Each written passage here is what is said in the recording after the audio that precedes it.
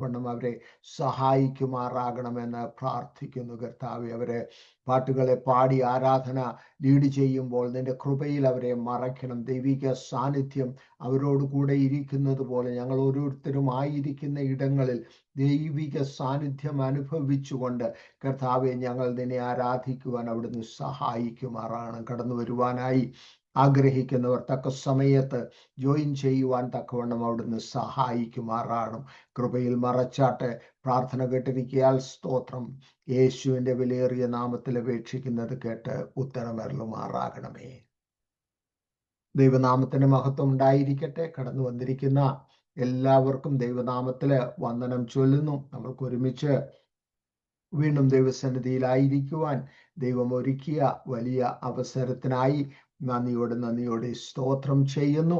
നമ്മൾക്ക് അല്പസമയം പാട്ടുകളെ പാടി ദൈവത്തെ ആരാധിക്കാം. ദൈവസന്നിധിയിൽ നമ്മൾ ഉദാസീനരായി ഇരിക്കാതെ പാട്ട് പാടുന്ന പ്രിയപ്പെട്ടവരോട് ചേർന്ന് അറിയാവുന്ന പാട്ടുകളാണെങ്കിൽ മൈക്ക് മ്യൂട്ട് ചെയ്ത് കൂടെ പാടി നമ്മൾക്ക് ഒരുമിച്ച് ദൈവനാമം ഉയർത്താം. പ്രിയ മനോജനും ഫാമിലിക്കും ദൈവനാമത്തിൽ നന്ദി പറയുന്നു. അവർ നമ്മളെ ആരാധനയിൽ ലീഡ് ചെയ്യും. മനോജൻ ഫാമിലി.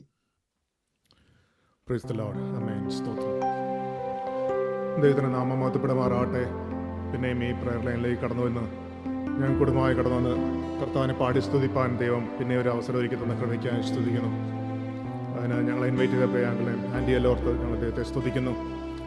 ഈ പ്രയർ ലൈനിലുള്ള എല്ലാ ദൈവമക്കൾക്കായി സ്തോത്രം, ദൈവദാസന്മാർക്കായി സ്തോത്രം. നമുക്ക് ഒരുമിച്ച് അല്പസമയം കർത്താവിനെ പാടി സ്തുതിക്കാം. നമുക്ക് അറിയുന്ന പാട്ടുകളാണ്. ദേവാദിദേവൻ, നീ രാജാതിരാജൻ.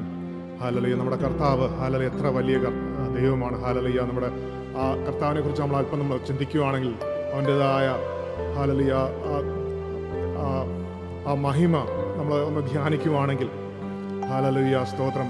ഇത്ര വലിയ കർത്താവ് തൻ്റെ ഹല്ലേലൂയ നമ്മളെ സ്നേഹിച്ച നിമിത്തം ഹല്ലേലൂയ ഈ ഭൂമിയിലേക്ക് താണിറങ്ങി വന്ന് ഹല്ലേലൂയ വേഷത്തിൽ മനുഷ്യനായി ഹല്ലേലൂയ നമ്മുടെ പാപങ്ങൾക്ക് പരിഹാരമായി അവൻ ക്രൂശിൽ യാഗമായി ഹല്ലേലൂയ സ്തോത്രം. അത്ര ആ പ്രവർത്തികളേക്ക് ഓർക്കുവാണെങ്കിൽ ഹല്ലേലൂയ നമുക്ക് അവനെ സ്തുതിക്കാതിരിക്കാൻ നമുക്ക് കഴിയില്ല. ഹല്ലേലൂയ അവനെന്നും യോഗ്യൻ, സ്തുതിക്ക് യോഗ്യൻ, മഹത്വത്തിന് യോഗ്യൻ. കുഞ്ഞാടെ ഈ സ്തോത്രം സ്തുതിക്ക് നീ യോഗ്യൻ. ഹല്ലേലൂയ എല്ലാം സ്വീകരിപ്പാൻ അവൻ മാത്രം യോഗ്യൻ. ഹല്ലേലൂയ നമ്മൾ സ്വർഗത്തിൽ ഇതാണ് പാടുന്നത്. ഹല്ലേലൂയ നമ്മളെ ദൈവമക്കളെല്ലാവരും ഒരുമിച്ച് ഹല്ലേലൂയ കർത്താവേ നീ ഹല്ലേലൂയ നീ മാത്രം യോഗ്യൻ. ഹല്ലേലൂയ സ്തോത്രം. എല്ലാ സ്തുതിക്കും ബഹുമാനത്തിനും യോഗ്യൻ നീ മാത്രം. Hallelujah hallelujah. നമുക്ക് ഈ പാട്ടിന്റെ വരികളിലൂടെ നമുക്ക് കടന്നുപോയി ഹല്ലേലൂയ അദ്ദേഹത്തെ പാടി സ്തുതിക്കാം. ആമേൻ. ധ്യാനത്തോടെ ഹല്ലേലൂയ സ്തോത്രം. പാട്ടുകാരൻ പാട്ട് എഴുതിയെങ്കിലും നമ്മൾ പാടുമ്പോൾ നമ്മുടെ വരികളായി നമ്മളത് ഏറ്റു പറഞ്ഞുകൊണ്ട് പാടുവാണെങ്കിൽ കുറച്ചുകൂടി അത് പാട്ടിലൂടെ നമുക്ക് ദൈവത്തെ സ്തുതിക്കാനും അതൊരു ആരാധനയായി മാറുവാനല്ല ഇടയാകും. ഹല്ലേലൂയ. അല്പസമയം നമുക്ക് ആ പ്രകാരമായിരിക്കും. ദൈവം നമ്മളെ സഹായിക്കുമാറാകട്ടെ.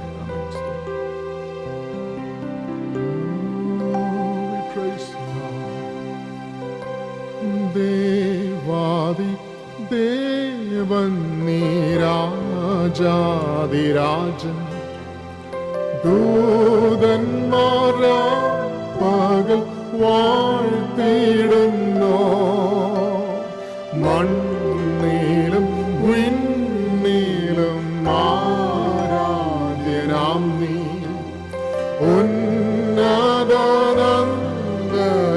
നീ യോഗ്യനാ, നീ എന്നും യോഗ്യൻ, നീ എന്നും യോഗ്യൻ, ദൈവത്തിൻ കുഞ്ഞാടെ നീ യോഗ്യനാ. സ്തോത്രം സ്തുതി ബഹുമാനങ്ങളെല്ലാം സ്വീകരിപ്പാനെന്നും നീ യോഗ്യനാ, നീ എന്നും യോഗ്യൻ, നീ എന്നും യോഗ്യൻ, ദൈവത്തിൻ കുഞ്ഞാടെ നീ യോഗ്യനാ. സ്തോത്രം സ്തുതി ബഹുമേ എല്ലാം സ്വീകരിപ്പാൻ, ബഹുമാനവും സ്തോത്രവും സ്തുതിയും സ്വീകരിപ്പാൻ ആമേൻ. നീ യോഗ്യനാ. സ്വർഗസുഖം വീടിഞ്ഞൻ പാപം തീർപ്പാൻ ദൈവത്തിൻ കുഞ്ഞാടായി ഭൂവിൽ വന്നു. നീയാറുക്കപ്പെട്ടു നിന്നീളം ചിന്തി വീണ്ടെടുത്തെന്നെയും നീയോഗ്യനാ. നീ എന്നും യോഗ്യൻ, നീ എന്നും യോഗ്യൻ, ദൈവത്തിൻ കുഞ്ഞാടേ യോഗ്യനാ. സ്തോത്രം സ്തുതി ബഹുമാനങ്ങളെല്ലാം സ്വീകരിപ്പാനെന്നും നീ യോഗ്യനാ.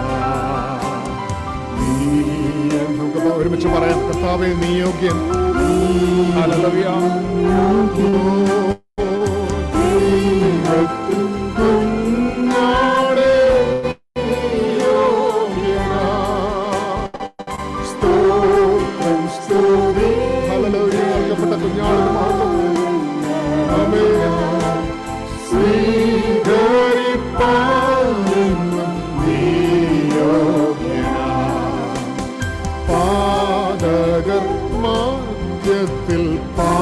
പാതകനെ പോ പാപമായി തീർന്നു നീ ക്രൂശിന്മേൽ. നീ മരിച്ചു എന്റെ പാപങ്ങൾ പോക്കി. എന്തൊരു സ്നേഹമിത്!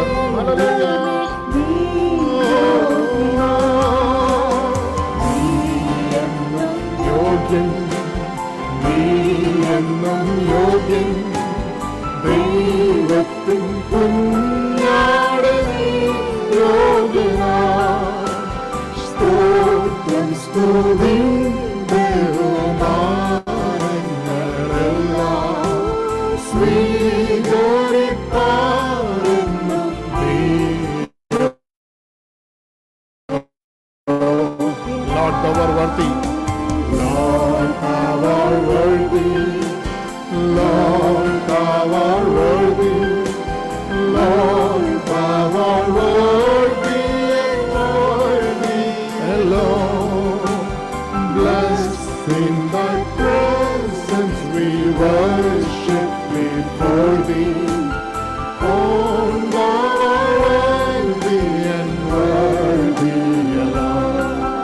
Oh, Jesus our Lord, with what joy we adore thee, chanting our praise to thyself on the throne. Blessed in thy presence we worship before thee. On thou art, amen, hallelujah. Lord, thou art worthy. Lord, thou art worthy. Lord, thou art worthy and worthy alone. Blessed in thy presence we worship before thee. Oh, thou art worthy and worthy alone. നീ എന്നും യോഗ്യൻ, നീ എന്നും യോഗ്യൻ, നീ എന്നും യോഗ്യൻ, ദൈവത്തിൻ കുഞ്ഞാടേ നീ യോഗ്യനാ. സ്തോത്രം സ്തുതി ബഹുമാനങ്ങളെല്ലാം സ്വീകരിപ്പാനെന്നും നീ യോഗ്യനാ. നീ എന്നും യോഗ്യൻ, നീ എന്നും യോഗ്യൻ, ദൈവത്തിൻ കുഞ്ഞാടേ നീ യോഗ്യനാ. എല്ലാ സ്തോത്രവും ബഹുമാനവും മഹത്വവും സ്വീകരിപ്പാൻ നീ യോഗ്യൻ കർത്താവേ. സ്വീകരിപ്പാനെന്നും നീ യോഗ്യനാ. സ്വീകരിപ്പാനെന്നും നീ യോഗ്യനാ.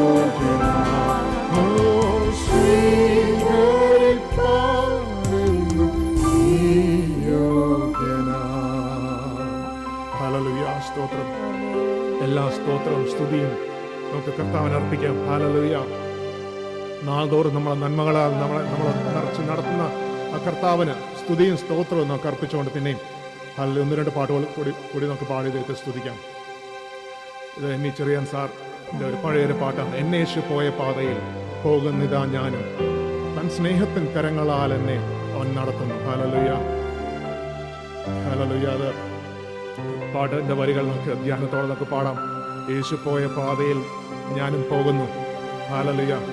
നമുക്ക് കർത്താവിനോട് പറയാം, കർത്താവ് എന്നെ കൊണ്ട് എനിക്ക് സാധ്യമല്ല നീ പോയ പാതയിൽ പോകാൻ, പക്ഷെ നിന്റെ ആത്മാവിനാൽ എന്നെ നിനക്ക് നടത്തുവാൻ കഴിയും. ഹല്ലേലൂയ. നമ്മളെ തന്നെ സമർപ്പിക്കുവാണെങ്കിൽ, നമ്മളല്ല ക്രിസ്തു അത്ര എന്നിൽ ജീവിക്കുന്നുവെങ്കിൽ ഹല്ലേലൂയ അപ്രകാരം സാധിക്കും. ഹല്ലേലൂയ. ഒരു ദിവസം ഒരു നിമിഷം നമ്മളെ തന്നെ മരിപ്പിച്ചുകൊണ്ട്, ഹല്ലേലൂയ, നമ്മളെ തന്നെ ക്രൂശിച്ചുകൊണ്ട്, ഹല്ലേലൂയ, ഹല്ലേലൂയ, കർത്താവ് നമ്മളിൽ ജീവിക്കട്ടെ. ഹല്ലേലൂയ. കർത്താവ് മാത്രം ഉയർന്നിരിക്കട്ടെ. ഹല്ലേലൂയ. സ്തോത്രം. ഈ പാട്ട് നമുക്ക് പാടി ദൈവത്തെ സ്തുതിക്കാം. ആമേൻ.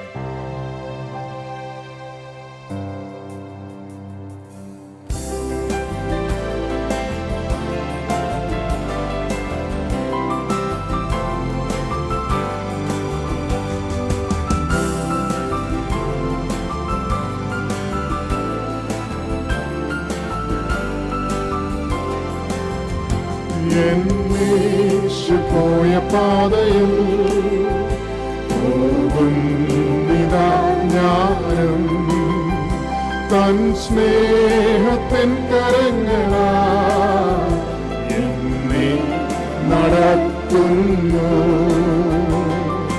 യേശുവിന്റെ കൂടെ ഞാൻ കുരിശിന്റെ പാതയിൽ, കുരിശിന്റെ പാതയിൽ ഞാൻ പോകുമേ, പതറാതെ പോകുമേ, പോകുമേ. യേശുവിന്റെ കൂടെ ഞാൻ ബന്ധു മിത്രങ്ങളാദിയോ ഒരെത്ര എതിർത്താലും എന്തോ മൻ ജീവപാതയിൽ വന്നു ഭവിച്ചാരം. ചേർന്ന് പറയാം. യേശുവിന്റെ കൂടെ ഞാൻ കുരിശിന്റെ പാതയിൽ, കുരിശിന്റെ പാതയിൽ, പാതയിൽ ഞാൻ പോകുമേ, പതറാതെ പോകുമേ, പോകുമേ. യേശുവിന്റെ കൂടെ ഞാൻ ദാരിദ്ര്യപീഠമൂലമൻ ദേഹം തളർന്നാലും, പാരിച്ച ദുഃഖഭാരത്താൽ ഹൃദയം തകർന്നാലും, യേശുവിന്റെ കൂടെ ഞാൻ കുരിശിന്റെ പാതയിൽ, കുരിശിന്റെ പാതയിൽ, പാതയിൽ ഞാൻ പോകുമേ, പതറാതെ പോകുമേ, പോകുമേ. യേശുവിന്റെ കൂടെ എന്നായുസ്നാൾ മുഴുവനും തൻ പിൻഗമിക്കും ഞാൻ, നന്നായി പോർപ്പൊരുതിയൻ ഓട്ടം തികച്ചിടം. യേശുവിന്റെ കൂടെ ഞാൻ കുരിശിന്റെ പാതയിൽ, കുരിശിന്റെ പാതയിൽ, പാതയിൽ പോകുമേ, പതറാതെ പോകുമേ, പോകുമേ. യേശുവിന്റെ കൂടെ ഞാൻ യേശു പോയ പാതയിൽ പോകുന്നിതാ ഞാനും, തൻ സ്നേഹത്തിൻ കരങ്ങളാൽ എന്നെ നടത്തുന്നു. യേശുവിന്റെ കൂടെ ഞാൻ കുരിശിന്റെ പാതയിൽ, കുരിശിന്റെ പാതയിൽ, പാതയിൽ ഞാൻ പോകുമേ, പതറാതെ പോകുമേ, പോകുമേ. യേശുവിന്റെ കൂടെ ഞാൻ, യേശുവിന്റെ കൂടെ ഞാൻ കുരിശിന്റെ പാതയിൽ, കുരിശിന്റെ പാതയിൽ, പാതയിൽ ഞാൻ പോകുമേ, കൂടാതെ പോകുമേ യേശുവിന്റെ കൂടെ. Amen. Praise the Lord. Hallelujah. നമ്മുടെ ജീവിതത്തിൽ നമുക്ക് പ്രകാരം പറയാം, കർത്താവേ എനിക്ക് നിന്റെ കൂടെ നടപ്പാൻ, ഹല്ലേലൂയ, നിന്റെ വഴിയിൽ നടപ്പാൻ, നീ കാണിക്കുന്ന വഴിയിൽ നടപ്പാൻ. ഹല്ലേലൂയ. എന്ത് വന്നാലും എൻ്റെ ജീവിതത്തിൽ എന്ത് കഷ്ടങ്ങൾ പ്രതികൂലം വന്നാലും ഹല്ലേലൂയ നിന്റെ കൂടെ നടപ്പാൻ നീ കൃപ തരണമേ നമ്മൾ ഉള്ള പ്രാർത്ഥനയോടെ നമുക്ക് പിന്നെയും ഹല്ലേലൂയ ദൈവസന്നിധിയിലായിരിക്കാം. ഒരു പാട്ടുകൂടി പാടി നമുക്ക് ഹല്ലേലൂയ സമയം ആരാധിച്ച് കർത്താവിനെ മഹത്വപ്പെടുത്താം. ആമേൻ. നമ്മുടെ കർത്താവ് ആരാധിപ്പാൻ യോഗ്യൻ, ഹല്ലേലൂയ സർവമഹത്വത്തിന് യോഗ്യൻ. അതുകൊണ്ട് ഞാൻ ദാവീദെ പോലെ നൃത്തം ഞാൻ ചെയ്ത് അവനെ മഹത്വപ്പെടുത്തും, അവനെ സ്തുതിക്കും. ആ സന്തോഷത്തോടെ ആ കർത്താവ് നമുക്ക് ചെയ്ത നന്മകളെ ഓർത്തുകൊണ്ട് ഹല്ലേലൂയ സന്തോഷത്തോടെ പാട്ട് പാടി ദൈവത്തെ സ്തുതിക്കും. ആമേൻ.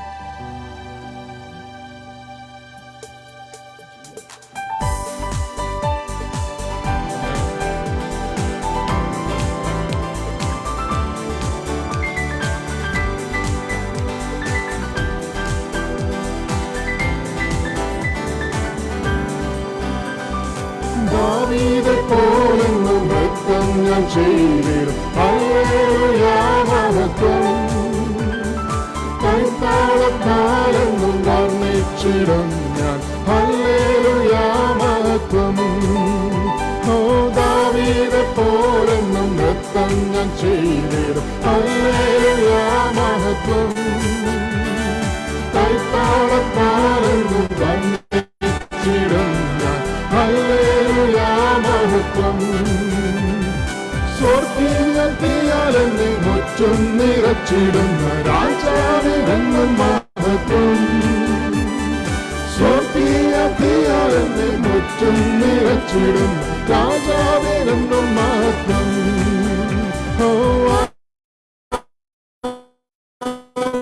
ആദിപ്പാൻ വേറെ യോഗ്യന്മാരിൽ, ഹല്ലേലൂയ മഹത്വം.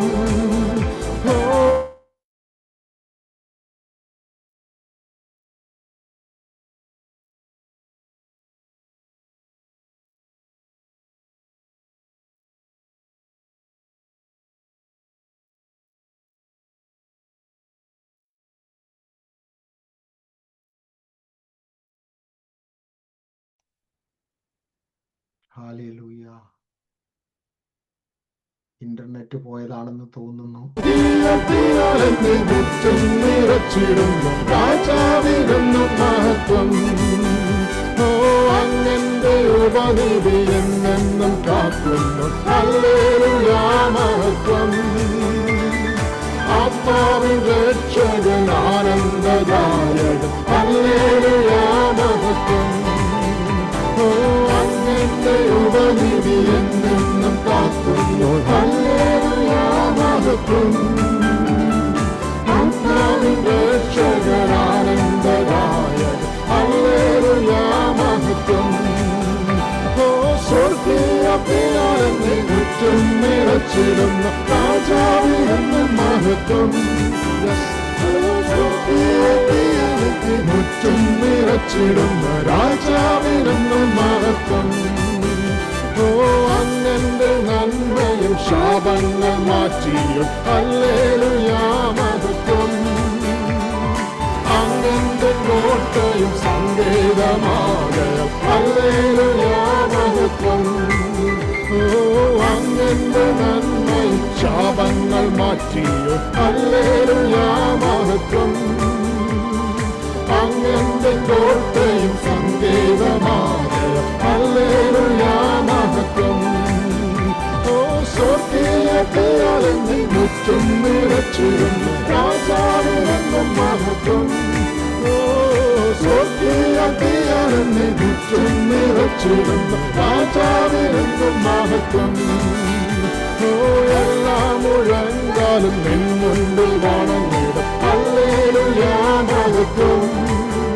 ഓ നാവുകളേവരും കർത്താവെ വർണ്ണിക്കും, ഹല്ലേലൂയ മഹത്വം.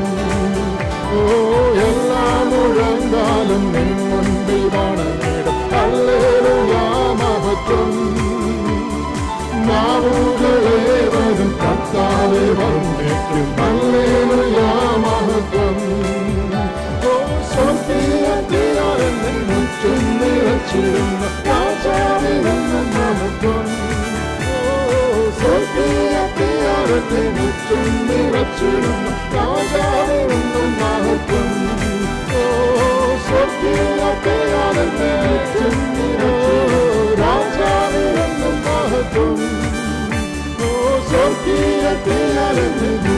നിറച്ചിടുന്നു രാജാവിനെന്നും മഹത്വം. ഓ രാജാവിനെന്നും മഹത്വം, യേശു രാജാവിനെന്നും മഹത്വം, യേശു രാജാവിനെന്നും മഹത്വം. ആമേൻ. ഹല്ലേലൂയ. അവനെന്നും മഹത്വം. ആമേൻ. സ്തോത്രം. Thank you brother Manoj.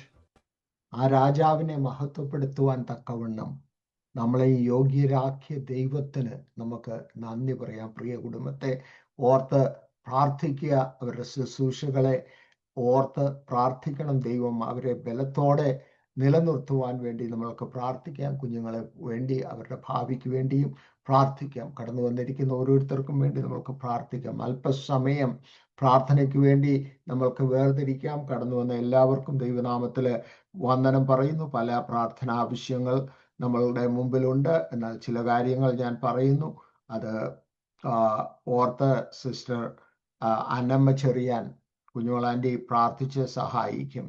ന്യൂയോർക്കില് Laila Aneesh എന്ന ഒരു സഹോദരി ഹെർണിയ സർജറിയില് ചില പാകപ്പിഴകൾ വന്നത് മൂലം വെന്റിലേറ്ററിലായി കിടക്കുന്നു.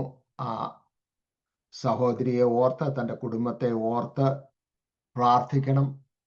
അതുപോലെ നമ്മളെ മീറ്റിങ്ങിൽ ജോയിൻ ചെയ്യുന്ന തിരുവനന്തപുരത്ത് നിന്നും കടക്കുന്ന ബെറ്റ്സി ഒന്ന് വീണ് ചില റിബ്സൊക്കെ ഒടിഞ്ഞ് വല്ലാത്ത വേദനയിലായിരിക്കുന്നു. പ്രിയ സഹോദരിയെ ഓർത്ത് പ്രാർത്ഥിക്കുക. മറ്റ് നമ്മൾ പ്രാർത്ഥിക്കുന്ന വിഷയങ്ങൾ ബ്രദർ ദീപുവിനായി, സിസ്റ്റർ ചിന്നമ്മയ്ക്കായി, അതുപോലെ ക്യാൻസറിനാൽ പ്രയാസപ്പെടുന്ന പ്രിയപ്പെട്ടവർക്കായി പ്രാർത്ഥിക്കുക. ചിന്നുവിന് വേണ്ടി. ചിന്നുവിന് വളരെ വ്യത്യാസമുണ്ട് എന്ന് അറിയുവാൻ സാധിച്ചു. 3 ആഴ്ച സമയം മാത്രം ഡോക്ടർമാർ കൊടുത്തിരുന്നിടത്ത് നിന്നും ഇപ്പോഴും ആരോഗ്യത്തോടെ ബലത്തോടെ ആയിരിക്കുന്നതിന് നമ്മൾക്ക് ദൈവത്തിന് നന്ദി കരയേറ്റാം. അതുപോലെ മറ്റ് രോഗങ്ങളാൽ പ്രയാസപ്പെടുന്ന പലരുണ്ട്. അവരെയൊക്കെ ഓർത്ത് പ്രാർത്ഥിക്കാം. ഹ്യൂസ്റ്റണിലുള്ള തമ്പിക്കായി, കുടുംബത്തിനായി പ്രാർത്ഥിക്കാം.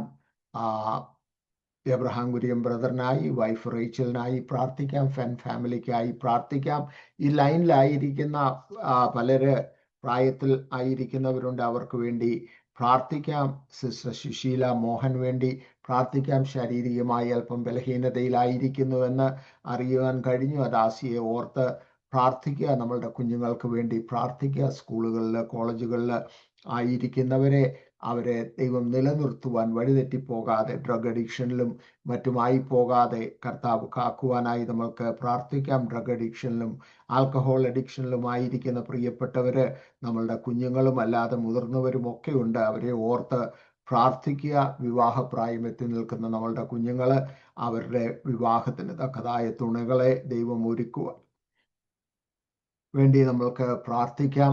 വിവാഹിതരായിട്ട് കുടുംബജീവിതത്തിൽ പ്രയാസങ്ങളിലായിരിക്കുന്നവരുണ്ട്, അവരെ ഓർത്ത് പ്രാർത്ഥിക്കാം. ജോലി ആവശ്യമുള്ളവരുണ്ട്.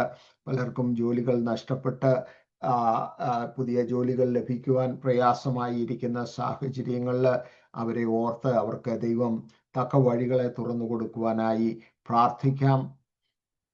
ഇന്ത്യയിൽ നടക്കുന്ന സുവിശേഷ വേലകളെ ഓർത്ത് പ്രാർത്ഥിക്കാം. നോർത്ത് ഇന്ത്യയിലെ പ്രതികൂലങ്ങൾ വർദ്ധിച്ചു വരുന്നു. എന്നാൽ ഞാൻ അല്പസമയം മുമ്പ് കണ്ട ഒരു ന്യൂസിൽ ഈ ബജറംഗദളിനെതിരായി അവിടുത്തെ തന്നെ ലോക്കൽ ആളുകൾ സഭകൾക്കൊക്കെ ഞായറാഴ്ച പ്രൊട്ടക്ഷൻ കൊടുക്കുവാനായി ഒരുങ്ങി വരുന്നു എന്ന് കേൾക്കുവാൻ ഇടയായി.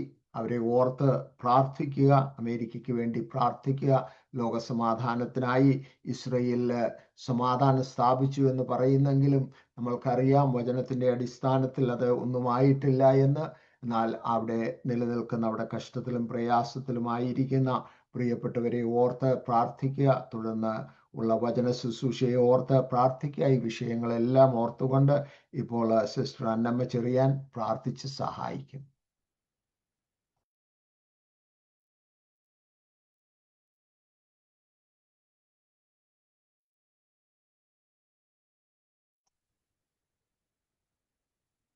കുഞ്ഞോളാൻറ്റി ജോയിൻ ചെയ്തില്ലെന്ന് തോന്നുന്നു. എന്നാൽ ഞാൻ പ്രാർത്ഥിക്കാം. കാരുണ്യവാനും നിത്യനുമായ ഞങ്ങളുടെ ദൈവമേ, ഞങ്ങളുടെ സ്വർഗസ്ഥ പിതാവാം കർത്താവേ, ഈ നല്ല സമയത്തിനായി നന്ദിയോടെ സ്തോത്രം ചെയ്യുന്ന നാഥ, സ്തുതിക്കുന്നു. ഞങ്ങൾക്ക് ഒരുമിച്ച് തിരുസന്നിധിയിലേക്ക് കടന്നു വരുവാൻ തക്കവണ്ണം കർത്താവ് ഒരുക്കിയ വലിയ അവസരത്തിനായി നന്ദിയോടെ സ്തോത്രം ചെയ്യുന്നു നാഥ, സ്തുതിക്കുന്നു. ഈ അമേരിക്കയുടെ പല പ്രദേശങ്ങളിലായി, ഇന്ത്യയിലും കർത്താവെ മറ്റ് ഇടങ്ങളിലുമായി ഇരുന്നു കൊണ്ട് ഞങ്ങൾക്ക് ഈ സൂം പ്ലാറ്റ്ഫോം വഴിയായി ഒരുമിച്ച് തിരുസന്നിധിയിലേക്ക് കടന്നു വരുവാൻ അവിടുന്ന് ഒരുക്കിയ ഈ നല്ല അവസരത്തിനായി കർത്താവിന് നന്ദിയോടെ സ്തോത്രം ചെയ്യുന്നു.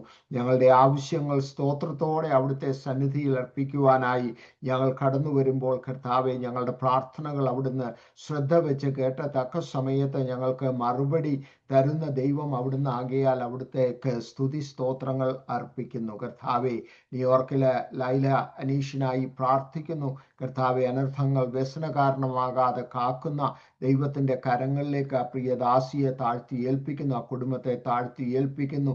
വിടുതലിൻ്റെ കരങ്ങൾ നീട്ടി സഹായിക്കുമാറാകണമെന്ന് പ്രാർത്ഥിക്കുന്നു. ബെറ്റ്സിക്കായി പ്രാർത്ഥിക്കുന്നു. കർത്താവെ, നിന്റെ മകളോട് കൂടെ ഇരുന്ന് ആശ്വസിപ്പിക്കുകയും ബലം പകരുകയും ചെയ്യണമേ. കുടുംബത്തെ ബലപ്പെടുത്തണം, സഹായിക്കണമെന്ന് പ്രാർത്ഥിക്കുന്നു. സിസ്റ്റർ ബ്രദർ ദീപുനായി പ്രാർത്ഥിക്കുന്നു. സിസ്റ്റർ ചിന്നമ്മയ്ക്കായി പ്രാർത്ഥിക്കുന്നു.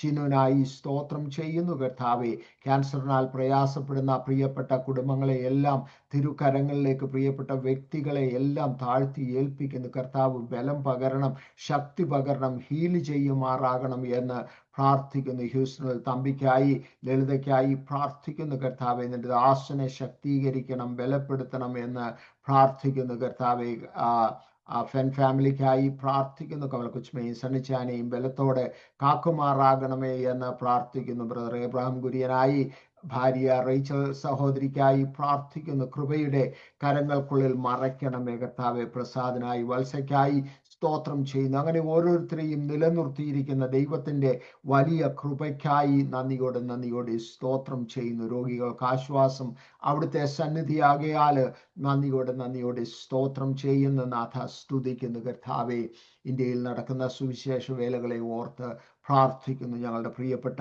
കുഞ്ഞുങ്ങളെ ഓർത്ത് പ്രാർത്ഥിക്കുന്നു. വിവാഹപ്രായം എത്തി നിൽക്കുന്നവർക്ക് തക്കതായ തുണകളെ അവിടുന്ന് ഒരുക്കുമാറാകണമെന്ന് പ്രാർത്ഥിക്കുന്നു. കുടുംബത്തിൽ പ്രയാസത്തിലും പ്രതികൂലങ്ങളിലുമായിരിക്കുന്നവർ, ഡിവോഴ്സിൻ്റെ വക്കത്തൊക്കെ ആയിരിക്കുന്നവരുണ്ട്.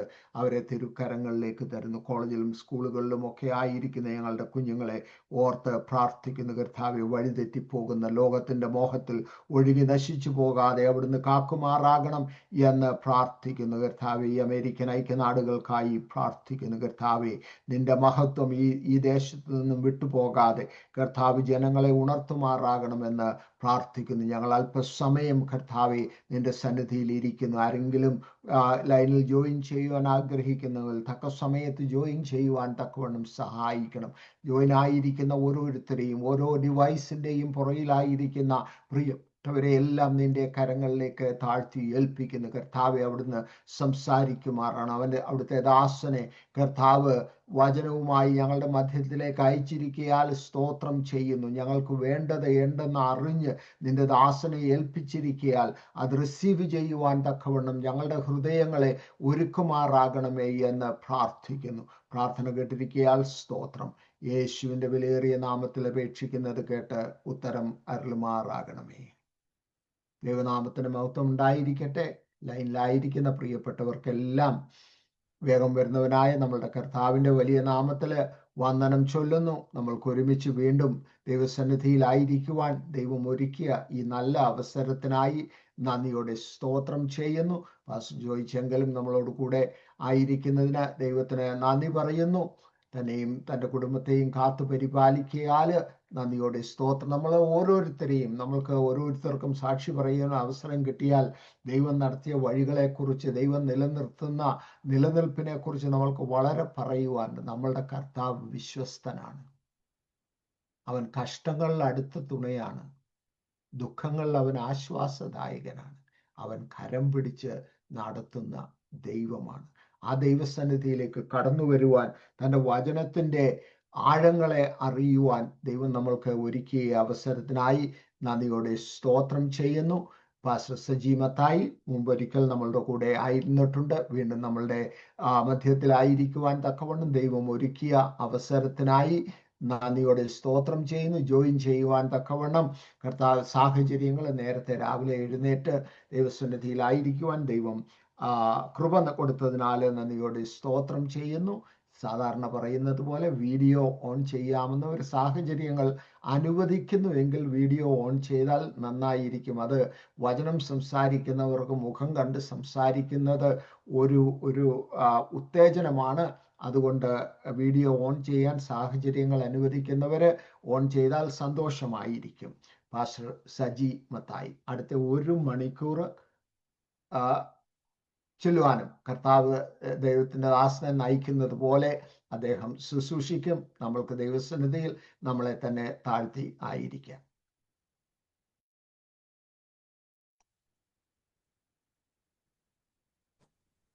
ഹല്ലേലൂയ.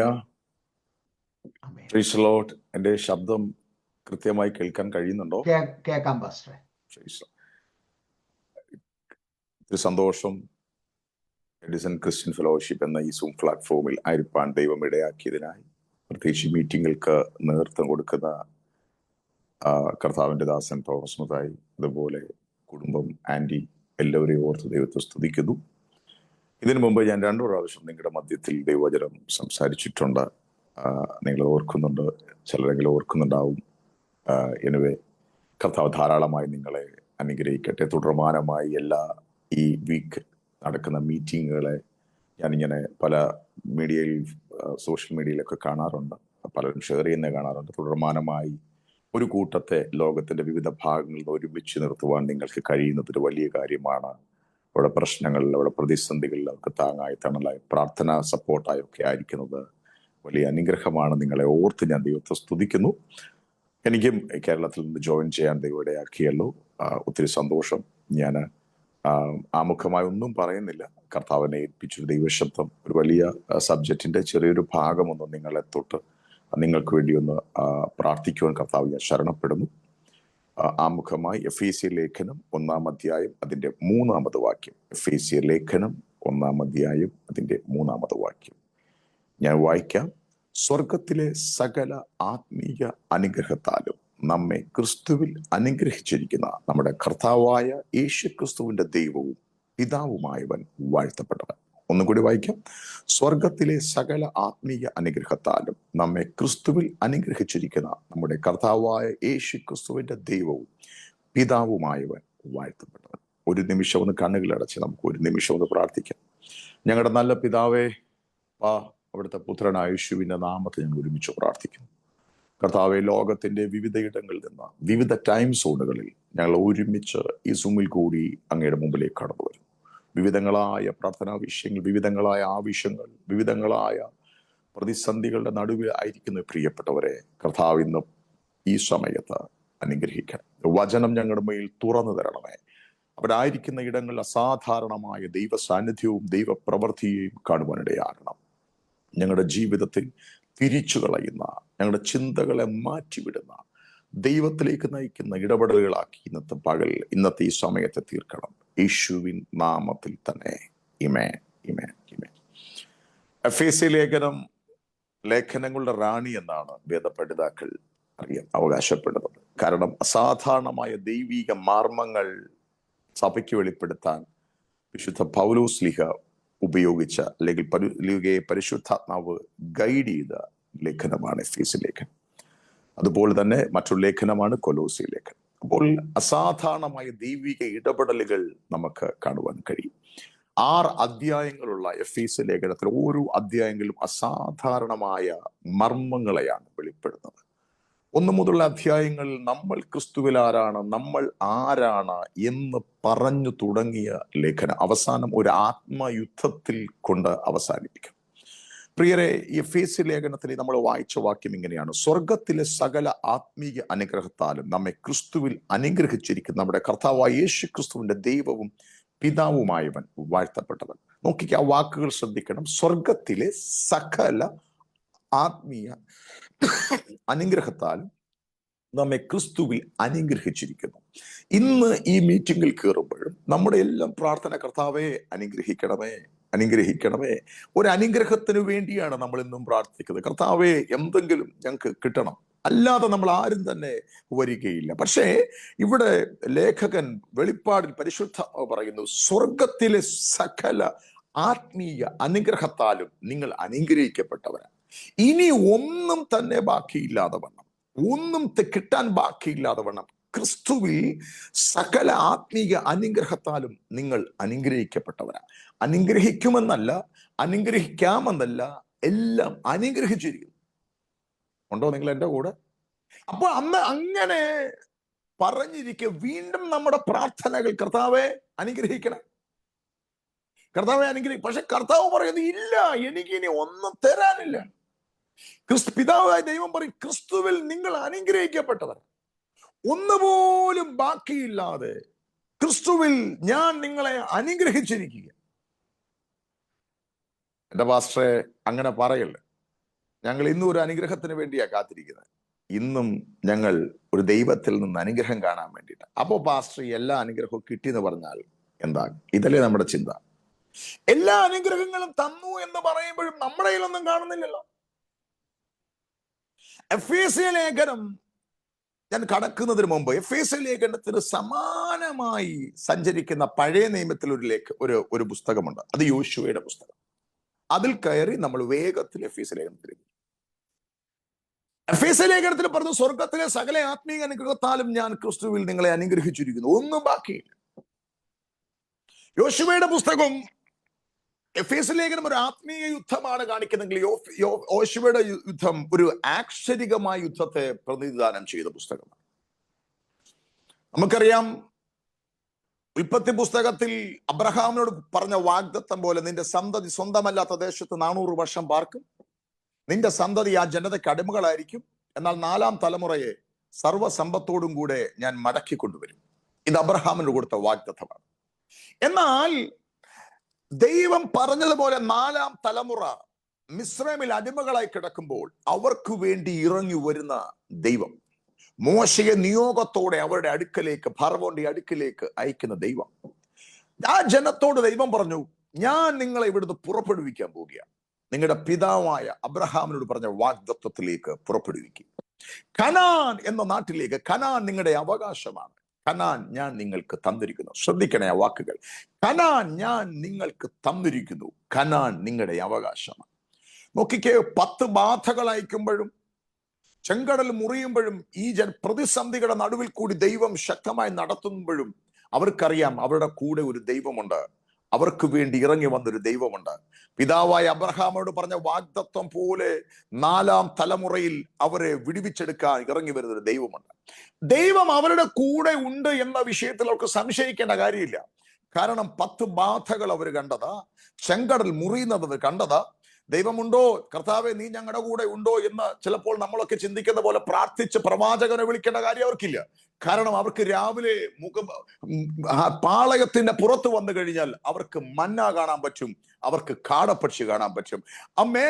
ആകാശത്തോട് നോക്കിയ മേഘസ്തംഭം അവരുടെ മേലുണ്ട്, അഗ്നി തൂൺ അവരുടെ മേലുണ്ട്. അപ്പോൾ ദൈവം അവരുടെ കൂടെ ഉണ്ടെന്നും അവരുടെ കൂടെ അവരെ നടത്തുന്നു എന്നുള്ളതിന് അവർക്ക് സംശയിക്കേണ്ട കാര്യമില്ല. കാരണം അവർ ഓരോ ദിവസവും ദൈവ പ്രവൃത്തി കാണുന്നവരാണ്. അപ്പോൾ നോക്കിക്കേ, ആ ജനത്തെ പുറപ്പെടുവിച്ചു കൊണ്ടുപോകുമ്പോൾ അവിടെ ആകെ പ്രതീക്ഷ, ദൈവം ഒരുക്കി വെച്ച നാട്ടിലേക്ക് അവർ കയറാൻ പോവുക. ദൈവം അവർക്ക് വേണ്ടി കരുതി വെച്ച പാലും തേനും ഒഴുകുന്ന ദേശം അവർ അവകാശമാക്കാൻ പോവുക. അവകാശമാക്കാതെ ദൈവം അവർക്ക് അവകാശമാക്കി വെച്ചിരിക്കുക, അവർക്ക് അങ്ങോട്ട് കയറിയാൽ മതി. എന്നാൽ ഈ ഒരു വലിയ സമൂഹത്തെ കനാന്റെ മുമ്പിൽ കൊണ്ടു നിർത്തി. കനാന്റെ മുമ്പിൽ കൊണ്ടു നിർത്തി ദൈവം കനാൻ ദേശം കാണിച്ചു. കനാൻ പറഞ്ഞു, ഇതാണ് നിങ്ങളുടെ അവകാശം, ഇതിലേക്കാണ് നിങ്ങൾ കയറാൻ പോകുന്നത്, ഇതാണ് ഞാൻ നിങ്ങൾക്ക് തന്നിരിക്കുന്നത്, ഇത് നിങ്ങൾക്ക് തന്നിരിക്കുകയാണ്. വളരെ പ്രതീക്ഷയോടുകൂടി ദീർഘമായ 40 വർഷം വളരെ പ്രതിസന്ധിയിൽ കൂടിയൊക്കെ ദൈവം അവരെ നടത്തിയതാണ്. അവർ ദീർഘനാളുകളായി കൊതിച്ച കാത്തിരുന്ന അവരുടെ പിതാവായ അബ്രഹാമോട് പറഞ്ഞ വാഗ്ദത്തം അവർ കടക്കാൻ പോവുകയാണ്. ദൈവം അവരോട് പറഞ്ഞു, ഞാൻ ഇത് നിങ്ങൾക്ക് തന്നേക്കുക, ഇത് നിങ്ങളുടെ തന്നെയാണ്. പക്ഷെ ഒരു കാര്യം ചെയ്യണം, നിങ്ങൾ യുദ്ധം ചെയ്ത് പിടിക്കണം. ഹല്ലേലൂയ. കനാൻ നിങ്ങളുടെ അവകാശമാ, കനാൻ ഞാൻ നിങ്ങൾക്ക് തന്നേക്കുക, പക്ഷെ നിങ്ങൾ യുദ്ധം ചെയ്ത് പിടിക്കണം. പാസ്റ്ററേ, അങ്ങനല്ലല്ലോ ദൈവം അവരോട് പറഞ്ഞേ. കനാനിൽ ഇറങ്ങുമ്പോൾ യുദ്ധമുണ്ടെന്ന് മിസ്രൈമിൽ വെച്ച് പറഞ്ഞില്ലല്ലോ. കനാൻ നിങ്ങൾക്ക് തന്നിരിക്കുകയാണെന്നാണല്ലോ പറഞ്ഞേ. കനാന്റെ മുമ്പിൽ കൊണ്ട് നിർത്തിയിട്ട് യുദ്ധത്തിന്റെ കാര്യം പറയുന്ന ദൈവം അവരെ ചതിക്കുകയായിരുന്നോ? അല്ല, ഒരിക്കലും അല്ല.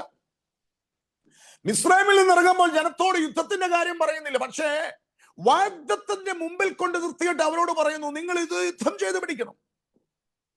ഞാൻ ചിന്തിക്കുകയാണ്, ജനങ്ങൾ പരസ്പരം നോക്കിക്കാണും. മോശ മാറ്റപ്പെട്ടു. അടുത്ത ലീഡർഷിപ്പിലേക്ക് യോശുവ കയറി വന്നു. യോശുവ ജനത്തെ നയിച്ചുകൊണ്ട് കനാന്റെ മുമ്പിൽ വന്നിരിക്കുമ്പോൾ ദൈവം പറയുന്നു, നിങ്ങൾ യുദ്ധം ചെയ്തു പിടിക്കണം. പക്ഷേ യുദ്ധം നിങ്ങളുടേതല്ല, യുദ്ധം എന്റേതാണ്. ഉണ്ടോ? നിങ്ങൾ യുദ്ധം നിങ്ങളുടേതല്ല, യുദ്ധം എന്റേതാണ്. ഇത് നിങ്ങളുടെ അവകാശമാണ്. പക്ഷെ നിങ്ങൾക്ക് വേണ്ടി യുദ്ധം ചെയ്യുന്നത് ഞാനാണ്. ആരെങ്കിലും ഒക്കെ ഈ ദൂതുകൾക്ക് ആമേൻ പറഞ്ഞ് കയറിക്കോണം. ആക്ഷരികമായ ചില മേഖലകൾ ഇന്ന് നിങ്ങളെ മുൻപോട്ട് വിടാത്ത ചില യുദ്ധമേഖലകളെ നിങ്ങൾ ആത്മാവിൽ ഇന്ന് പകലിൽ കീഴടക്കുമെന്ന് എന്റെ ഉള്ളവനോട് പറയുന്നു. ദൈവം അവനോട് പറഞ്ഞു, യുദ്ധം നിങ്ങളുടേതല്ല, യുദ്ധം എന്റേതാണ്. ഞാൻ ഒന്ന് രണ്ട് കാര്യങ്ങളോട് പറഞ്ഞിട്ട് മുമ്പോട്ട് പോകാം. ഒരു തലമുറയെ കൊണ്ടുവന്ന് നിർത്തി. മോശ മാറ്റപ്പെട്ടു, യോശുവ അധികാരത്തിലേറി. മോശ എന്ന് പറയുന്ന വ്യക്തി ഫറവോന്റെ കയ്യിൽ നിന്ന് 430 വർഷത്തെ അടിമത്തത്തിൽ നിന്ന് ജനത്തെ പുറപ്പെടുവിച്ച വ്യക്തിയാണ്. എന്നാൽ അതിനേക്കാൾ എന്റെ ചിന്തയിൽ കുറച്ച് ബുദ്ധിമുട്ടുള്ള ദൗത്യമാണ് യോശുവ ഏറ്റെടുത്തിരിക്കുന്നത്. കാരണം ഒരാളെ മാത്രം മോശ ഡീൽ ചെയ്താൽ മതിയായിരുന്നു. പക്ഷേ യോശുവ ഡീൽ ചെയ്യേണ്ടത് കനാനിലുള്ള പല രാജാക്കന്മാരെ നീക്കി ഈ ജനത്തിന് അവിടെ അവകാശം സ്ഥാപിക്കണം. ഈ ജനത്തിന് വേണ്ടി അവർക്ക് വാഗ്ദത്തം പറഞ്ഞ ദേശം തേപ്പ് പിടിച്ച് അളന്ന് അവരെ ആക്കണം. നോക്കിക്കേ, എന്നാൽ യോശുവയുടെ ലീഡർഷിപ്പിലേക്ക് വന്നപ്പോൾ, യോശുവയുടെ പുസ്തകം 1-ാം അധ്യായം നിങ്ങൾ ആവർത്തിച്ച് വായിച്ചാൽ അവിടെ എഴുതിയിരിക്കുന്ന ഒരു പദമുണ്ട്, യോശുവയെ മോശയോട് കൂടെ ഇരുന്നത് പോലെ ഞാൻ നിന്റെ കൂടെ ഇരിക്കും. ഞാൻ നിന്റെ കൂടെ നടന്ന അത്ഭുതങ്ങളും അടയാളങ്ങളും ചെയ്യും. പക്ഷെ നീ തന്നെ ഈ ദേശം ഈ ജനത്തിന് വേണ്ടി വിഭാഗിക്കും. പക്ഷെ ഒരു കാര്യം നീ മറക്കരുത്, നീ ഉറപ്പും ധൈര്യവും ഉള്ളവൻ ആയിരിക്കണം. ഉണ്ടോ നിങ്ങൾ എന്റെ കൂടെ? ഒരു കാര്യം മറക്കല്ല യോശുവയെ, നിങ്ങൾ ഉറപ്പും ധൈര്യവും ഉള്ളവൻ ആയിരിക്കണം. എന്റെ ചിന്ത, ഒരു പ്രാവശ്യം പറഞ്ഞാൽ പോരെ ദൈവത്തിന് ഉറപ്പും ധൈര്യവും ഉള്ളവനായിരിക്കണമെന്ന്? അല്ലെങ്കിൽ 2 പ്രാവശ്യം പറഞ്ഞാൽ പോരെ? എന്നാൽ യോശുവയുടെ പുസ്തകം 1-ാം അധ്യായത്തിൽ പലയാവർത്തി ദൈവം യോശുവയ്ക്ക് പറഞ്ഞു, മോനെ ഉറപ്പും ധൈര്യവും ഉള്ളവനായിരിക്കണം. നീ ഒരു വലിയ ദൗത്യത്തിലേക്കാണ് നിന്നെ കയറ്റിവിടുന്നത്. നിന്റെ പിതാക്കന്മാരോട് പറഞ്ഞ ഈ അവകാശത്തിലേക്ക് നിങ്ങൾ എൻ്റർ ചെയ്യാൻ പോവുകയാണ്. ഒരു യുദ്ധമുണ്ട്, പക്ഷെ യുദ്ധം നിങ്ങളുടേതല്ല. നിങ്ങൾക്ക് വേണ്ടി ഞാൻ യുദ്ധം ചെയ്യും. പക്ഷെ നിങ്ങളൊരു കാര്യം ചെയ്യണം, ഉറപ്പും ധൈര്യവും ഉള്ളവൻ ആയിരിക്കണം. എന്തിനാണ് ദൈവമേ ഇങ്ങനെ ആവർത്തിച്ച് പറയേണ്ട കാര്യം? യോശുവയുടെ പുസ്തകത്തിൽ 1-ാം അധ്യായത്തിൽ ആവർത്തിച്ച് തമ്പുരാൻ പറഞ്ഞു, ഉറപ്പും ധൈര്യവും ഉള്ളവനായിരിക്കണം. 1-ാം അധ്യായത്തിന്റെ അവസാന വാക്യം ഇങ്ങനെ പറഞ്ഞു, ഉറപ്പും ധൈര്യവും ഉള്ളവനായി മാത്രം ഇരുന്നാലും എന്ന് പറഞ്ഞു. ഞാൻ ഇങ്ങനെ ചിന്തിക്കാറുണ്ട്, നമ്മൾ ഈ മിഡിൽ ഈസ്റ്റിലൊക്കെ ഞാൻ വർക്ക് ചെയ്തിട്ടുള്ള ആളാണ്. അല്ലെങ്കിൽ മറ്റൊരു രാജ്യത്തിൽ വർക്ക് ചെയ്യുമ്പോൾ നമ്മൾ ട്രാൻസ്ഫർ ആയി പോകുമ്പോഴോ, അല്ലെങ്കിൽ നമ്മൾ നാട്ടിൽ ലീവിന് പോകുമ്പോഴോ, അല്ലെങ്കിൽ നമ്മൾ ഹാൻഡ് ഓവർ ചെയ്യാറുണ്ട്. കാരണം നമ്മൾ ചെയ്ത പ്രോജക്റ്റുകൾ ഹാൻഡ് ഓവർ ചെയ്യും. നമ്മൾ ചെയ്ത പ്രോജക്റ്റിന്റെ എല്ലാ കണ്ടീഷൻസും എല്ലാം ഡീറ്റെയിൽ ആയിട്ട് എഴുതി, ആ പ്രോജക്റ്റിന്റെ പ്രസന്റ് കണ്ടീഷൻ ഇതാണ്, ആരൊക്കെ കോണ്ടാക്ട് ചെയ്യണം, എന്തൊക്കെയാണ് സ്റ്റാറ്റസ്, എന്തൊക്കെയാണ് അടുത്തത് ഫോളോ അപ്പ് ചെയ്യേണ്ടത്, ഇതെല്ലാം നമ്മൾ എഴുതി നമ്മുടെ അതോറിറ്റിക്ക്, നമ്മുടെ മാനേജേഴ്സിന് കൊടുക്കുമ്പോൾ അവർ നമ്മുടെ ലീവ് സാങ്ഷൻ ആക്കും, അല്ലെങ്കിൽ നമ്മുടെ റെസിഗ്നേഷൻ സാങ്ഷൻ ആക്കും. പക്ഷെ ഇവിടെ ഞാൻ ചിന്തിക്കുകയാണ്, മോശയല്ല യോശുവയ്ക്ക് ഹാൻഡ് ഓവർ ചെയ്തത്, ദൈവം നേരിട്ട് യോശുവയ്ക്ക് ഹാൻഡ് ഓവർ ചെയ്യുകയാണ്.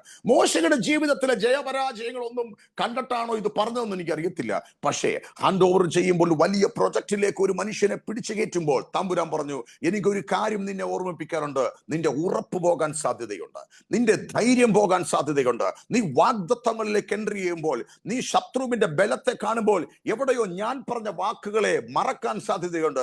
അതുകൊണ്ട് ഒരു കാര്യം നീ കുറിച്ചോണം മോനെ, ഉറപ്പും ധൈര്യവും ഉള്ളവനായിരിക്കണം. നിന്നോട് പറഞ്ഞ വാഗ്ദത്തങ്ങൾക്ക് വേണ്ടി ഞാനാണ് നിന്നെ നടത്തുന്നത്. നിന്റെ പിതാവായ അബ്രഹാമിനോട് പറഞ്ഞ വാഗ്ദത്തം അനുസരിച്ച് നിങ്ങളെ വിടുവിക്കാൻ വേണ്ടി ഞാൻ ഇറങ്ങി വന്നതുപോലെ ഈ വാഗ്ദത്തവും ഞാൻ നിങ്ങൾക്ക് മുമ്പിൽ നിന്ന് നേടിത്തരും. പക്ഷെ ഒരു കാര്യം നിങ്ങൾ മറക്കരുത്, ഉറപ്പ് പോകാൻ സാധ്യത ഉണ്ടാകുന്ന മേഖലകളിലും, ശത്രുവിന്റെ ബലം കാണാൻ സാധ്യതയുള്ള മേഖലകളിലും, പിശാച് വലിയ എതിരായി നിന്റെ മുമ്പിൽ വന്നാലും നീ മറക്കരുത്, ശത്രുവിന്റെ ബലത്തെ നോക്കരുത്, ഇന്ന് കാണുന്ന അവസ്ഥ നോക്കരുത്. ഞാൻ നിന്നോട് പറഞ്ഞതിനെ മാത്രം ശ്രദ്ധിക്കുക, ഉറപ്പും ധൈര്യവും ഉള്ളവൻ ആയിരിക്കണം. നിങ്ങളുണ്ടോ എന്റെ കൂടെ?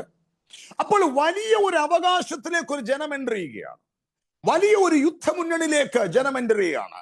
അവകാശമാക്കി വെച്ചിരിക്കുന്ന ജനത്തെ, രാജാക്കന്മാരെ നീക്കി യോശുവ അത് ഹല്ലേലൂയ ജനത്തിന് അവകാശമാക്കി കൊടുക്കുകയാണ്. ദൈവം ആവർത്തിച്ചു പറഞ്ഞു, മോനെ ഉറപ്പും ധൈര്യവും ഉള്ളവനായി മാത്രമേ ഇരിക്കണം, യുദ്ധം എന്റേതാണ്. ദൈവം അവരെ വിടുവിച്ച് നോക്കി നടത്തി യെരിഹോ കോട്ടയുടെ മുമ്പിൽ കൊണ്ടുവന്ന് നിർത്തി. മുകളിൽ നിന്ന് നോക്കിയാൽ, താഴെ നോക്കിയാൽ ഹല്ലേലൂയ ആകാശം മുട്ട നിൽക്കുന്ന യെരിഹോ കോട്ട. യെരിഹോ കോട്ടയെ കുറിച്ച് വേദപണ്ഡിതാക്കൾ പറയുന്നത് വലിയ വീതിയുള്ള മതിൽ. ഒരു കോട്ട, അല്ലെങ്കിൽ രഹാബ് എന്ന വേശ്യാസ്ത്രീ കോട്ടയുടെ മുകളിൽ വീട് കെട്ടിത്താമസിച്ചവരാണ്. അപ്പോൾ കോട്ടയുടെ മുകളിൽ ആ മതിലിന്റെ മുകളിൽ വീട് കെട്ടിത്താമസിക്കാൻ പറ്റത്തക്ക ചൈനയുടെ വൻമതിൽ പോലെയുള്ള വലിയ മതിൽ കൊണ്ടുണ്ടാക്കിയ കോട്ട. മാനുഷിക ബുദ്ധിയിൽ ഈ കോട്ട അവർക്ക് അവകാശമാക്കാൻ കഴിയുകയില്ല. തമ്പുരാൻ പറഞ്ഞു, യുദ്ധം എന്റേതായതുകൊണ്ട്, ഞാനാണ് നിങ്ങൾക്ക് വേണ്ടി നിങ്ങളുടെ അവകാശത്തിലേക്ക് നടത്തുന്നത് കൊണ്ട് യുദ്ധത്തിന്റെ സ്ട്രാറ്റജികൾ സെറ്റ് ചെയ്യുന്നതും ഞാനായിരിക്കും. നിങ്ങളുടേതാണ് യുദ്ധമെങ്കിൽ നിങ്ങൾക്ക് ഇതിനെ തകർക്കാൻ നിങ്ങൾക്ക് അതിനായി എക്യുപ്മെന്റ്സ് വേണം, നിങ്ങളുടെ കഴിവ് വേണം, നിങ്ങളുടെ ബലം വേണം. പക്ഷേ നിങ്ങളുടെ അവകാശത്തിലേക്ക് ഞാൻ നിങ്ങളെ നടത്തുന്നത് കൊണ്ട് യുദ്ധത്തിന്റെ സ്ട്രാറ്റജികൾ സെറ്റ് ചെയ്യുന്നതും ഞാനായിരിക്കും. എന്ത് ചെയ്യണമെന്നറിയാതെ ഭയന്ന് നിൽക്കുന്ന ഈ കോട്ടയുടെ മുമ്പിൽ ഭയം നിൽക്കുന്ന ജനത്തോട് ദൈവം പറഞ്ഞു, 7 പ്രാവശ്യം 7 ദിവസം നിങ്ങൾ ഈ കോട്ടയെ വലയം വെക്കണം. 6 ദിവസം ഓരോ തവണയും, 7-ാം ദിവസം 7 തവണയും വലയം വെക്കണം. 7-ാം തവണ വലയം വെക്കുമ്പോൾ ആർപ്പിടുക എന്ന് പറയുമ്പോൾ നിങ്ങൾ ആർപ്പിടണം. അപ്പോൾ കോട്ട വീഴും. നിങ്ങൾ ആ വാക്കുകൾ ശ്രദ്ധിക്കണേ. നിങ്ങൾ 7 ദിവസം വലയം വെക്കണം, 6 ദിവസം ഓരോ തവണയും, 7-ാം ദിവസം 7 തവണയും വലയം വെക്കണം. 7-ാം തവണ വലയം വെക്കുമ്പോൾ ആർപ്പിടുക എന്ന് പറയുമ്പോൾ നിങ്ങൾ ഒരുമിച്ച് ആർപ്പിടണം. അപ്പോൾ കോട്ട വീഴും. നോക്കി, ദൈവത്തിന്റെ സ്ട്രാറ്റജികൾ, അവകാശമാക്കാനുള്ള ദൈവത്തിന്റെ പദ്ധതികൾ, ദൈവം പറഞ്ഞ വാക്കുകൾ നിങ്ങൾ ശ്രദ്ധിക്കണേ. അപ്പോൾ കോട്ട വീഴാൻ സാധ്യതയുണ്ടെന്നല്ല, കോട്ട വീണേക്കാം എന്നല്ല. ആദ്യനും അന്ത്യനും, ആൽഫയും ഒമേഗയും, ആദിയെങ്കിൽ തന്നെ അവസാനം അറിയുന്ന തമ്പുരാൻ പറഞ്ഞു, ചെയ്യിങ്ങനെ, അപ്പോൾ കോട്ട വീഴും. 10-ാം ക്ലാസ്സിലെ പരീക്ഷ, അല്ലെങ്കിൽ നിങ്ങൾ അപ്പിയർ ചെയ്യുന്ന ഏതെങ്കിലും ഒരു എക്സാമിന്റെ ക്വസ്റ്റ്യൻ പേപ്പർ മുമ്പേ നിങ്ങളുടെ കയ്യിൽ തന്നിട്ട് എക്സാം എഴുതാൻ പറഞ്ഞാൽ നിങ്ങൾക്ക് ബുദ്ധിമുട്ടുണ്ടോ? പറ, ആരെങ്കിലുമൊക്കെ ഒന്ന് കൈ കാണിക്കും. ബുദ്ധിമുട്ടുണ്ടോ? ക്വസ്റ്റ്യൻ പേപ്പർ മുമ്പേ തന്നിട്ട് എക്സാം എഴുതാൻ ബുദ്ധിമുട്ടുണ്ടോ? ഇല്ല. പക്ഷെ ഇവിടെ ക്വസ്റ്റ്യൻ പേപ്പർ അല്ല കൊടുത്തേ, റിസൾട്ട് ആദ്യം പബ്ലിഷ് ചെയ്തു, എന്നിട്ട് പറഞ്ഞു പോയി പരീക്ഷ എഴുതാൻ. ക്വസ്റ്റ്യൻ പേപ്പർ അല്ല ഇവിടെ കൊടുത്തേ, റിസൾട്ട് ആദ്യം പബ്ലിഷ് ചെയ്തു, എന്നിട്ട് പറഞ്ഞു പോയി പരീക്ഷ എഴുതാൻ. ഉണ്ടോ നിങ്ങൾ? എന്റെ ദൈവ പൈതലേ, നിങ്ങളും ഞാനും കേട്ട ദൈവത്തിന്റെ ശബ്ദങ്ങൾ, ദൈവത്തിന്റെ വാഗ്ദത്തങ്ങൾ, നിങ്ങളും ഞാനും കേട്ട ദൈവത്തിന്റെ വാഗ്ദത്തങ്ങൾ ദൈവം പബ്ലിഷ് ചെയ്ത റിസൾട്ടുകളാണ്. ആരെങ്കിലും ഒക്കെ ഇതിനാമേനും പറയാറുണ്ടോ? നിങ്ങളും ഞാനും കേട്ട ദൈവത്തിന്റെ ശബ്ദങ്ങൾ നിങ്ങളുടെ കുടുംബത്തെക്കുറിച്ച്, നിങ്ങളുടെ ബിസിനസിനെ കുറിച്ച്, നിങ്ങളുടെ ആരോഗ്യത്തെക്കുറിച്ച്, യെരിഹോ കോട്ടയെപ്പോലുള്ള വലിയ മതിലുകൾ നിൽക്കുമ്പോഴും എവിടെയോ ദൈവം നിങ്ങളെ മുമ്പോട്ട് നടത്തുന്ന റിസൾട്ടുകളാണ് പബ്ലിഷ് ചെയ്തത്.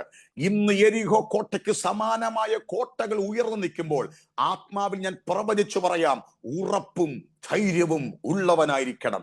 ദൈവം തുറന്നു തരുന്ന വാക്ക് മുമ്പിൽ നിൽക്കുമ്പോൾ ഉറപ്പു പോകാൻ സാധ്യതയുണ്ട്. കോട്ടയുടെ ബലം നോക്കിയാൽ ഉറപ്പു പോകും, കോട്ടയുടെ ഹല്ലേലൂയ വലിപ്പം നോക്കിയാൽ ഉറപ്പു പോകും. അവിടെ തമ്പുരാൻ ആവർത്തിച്ച് പറയാൻ ഒറ്റ വാക്കേ ഉള്ളൂ, ഉറപ്പു പോകാൻ സാധ്യതയുണ്ടെന്ന്.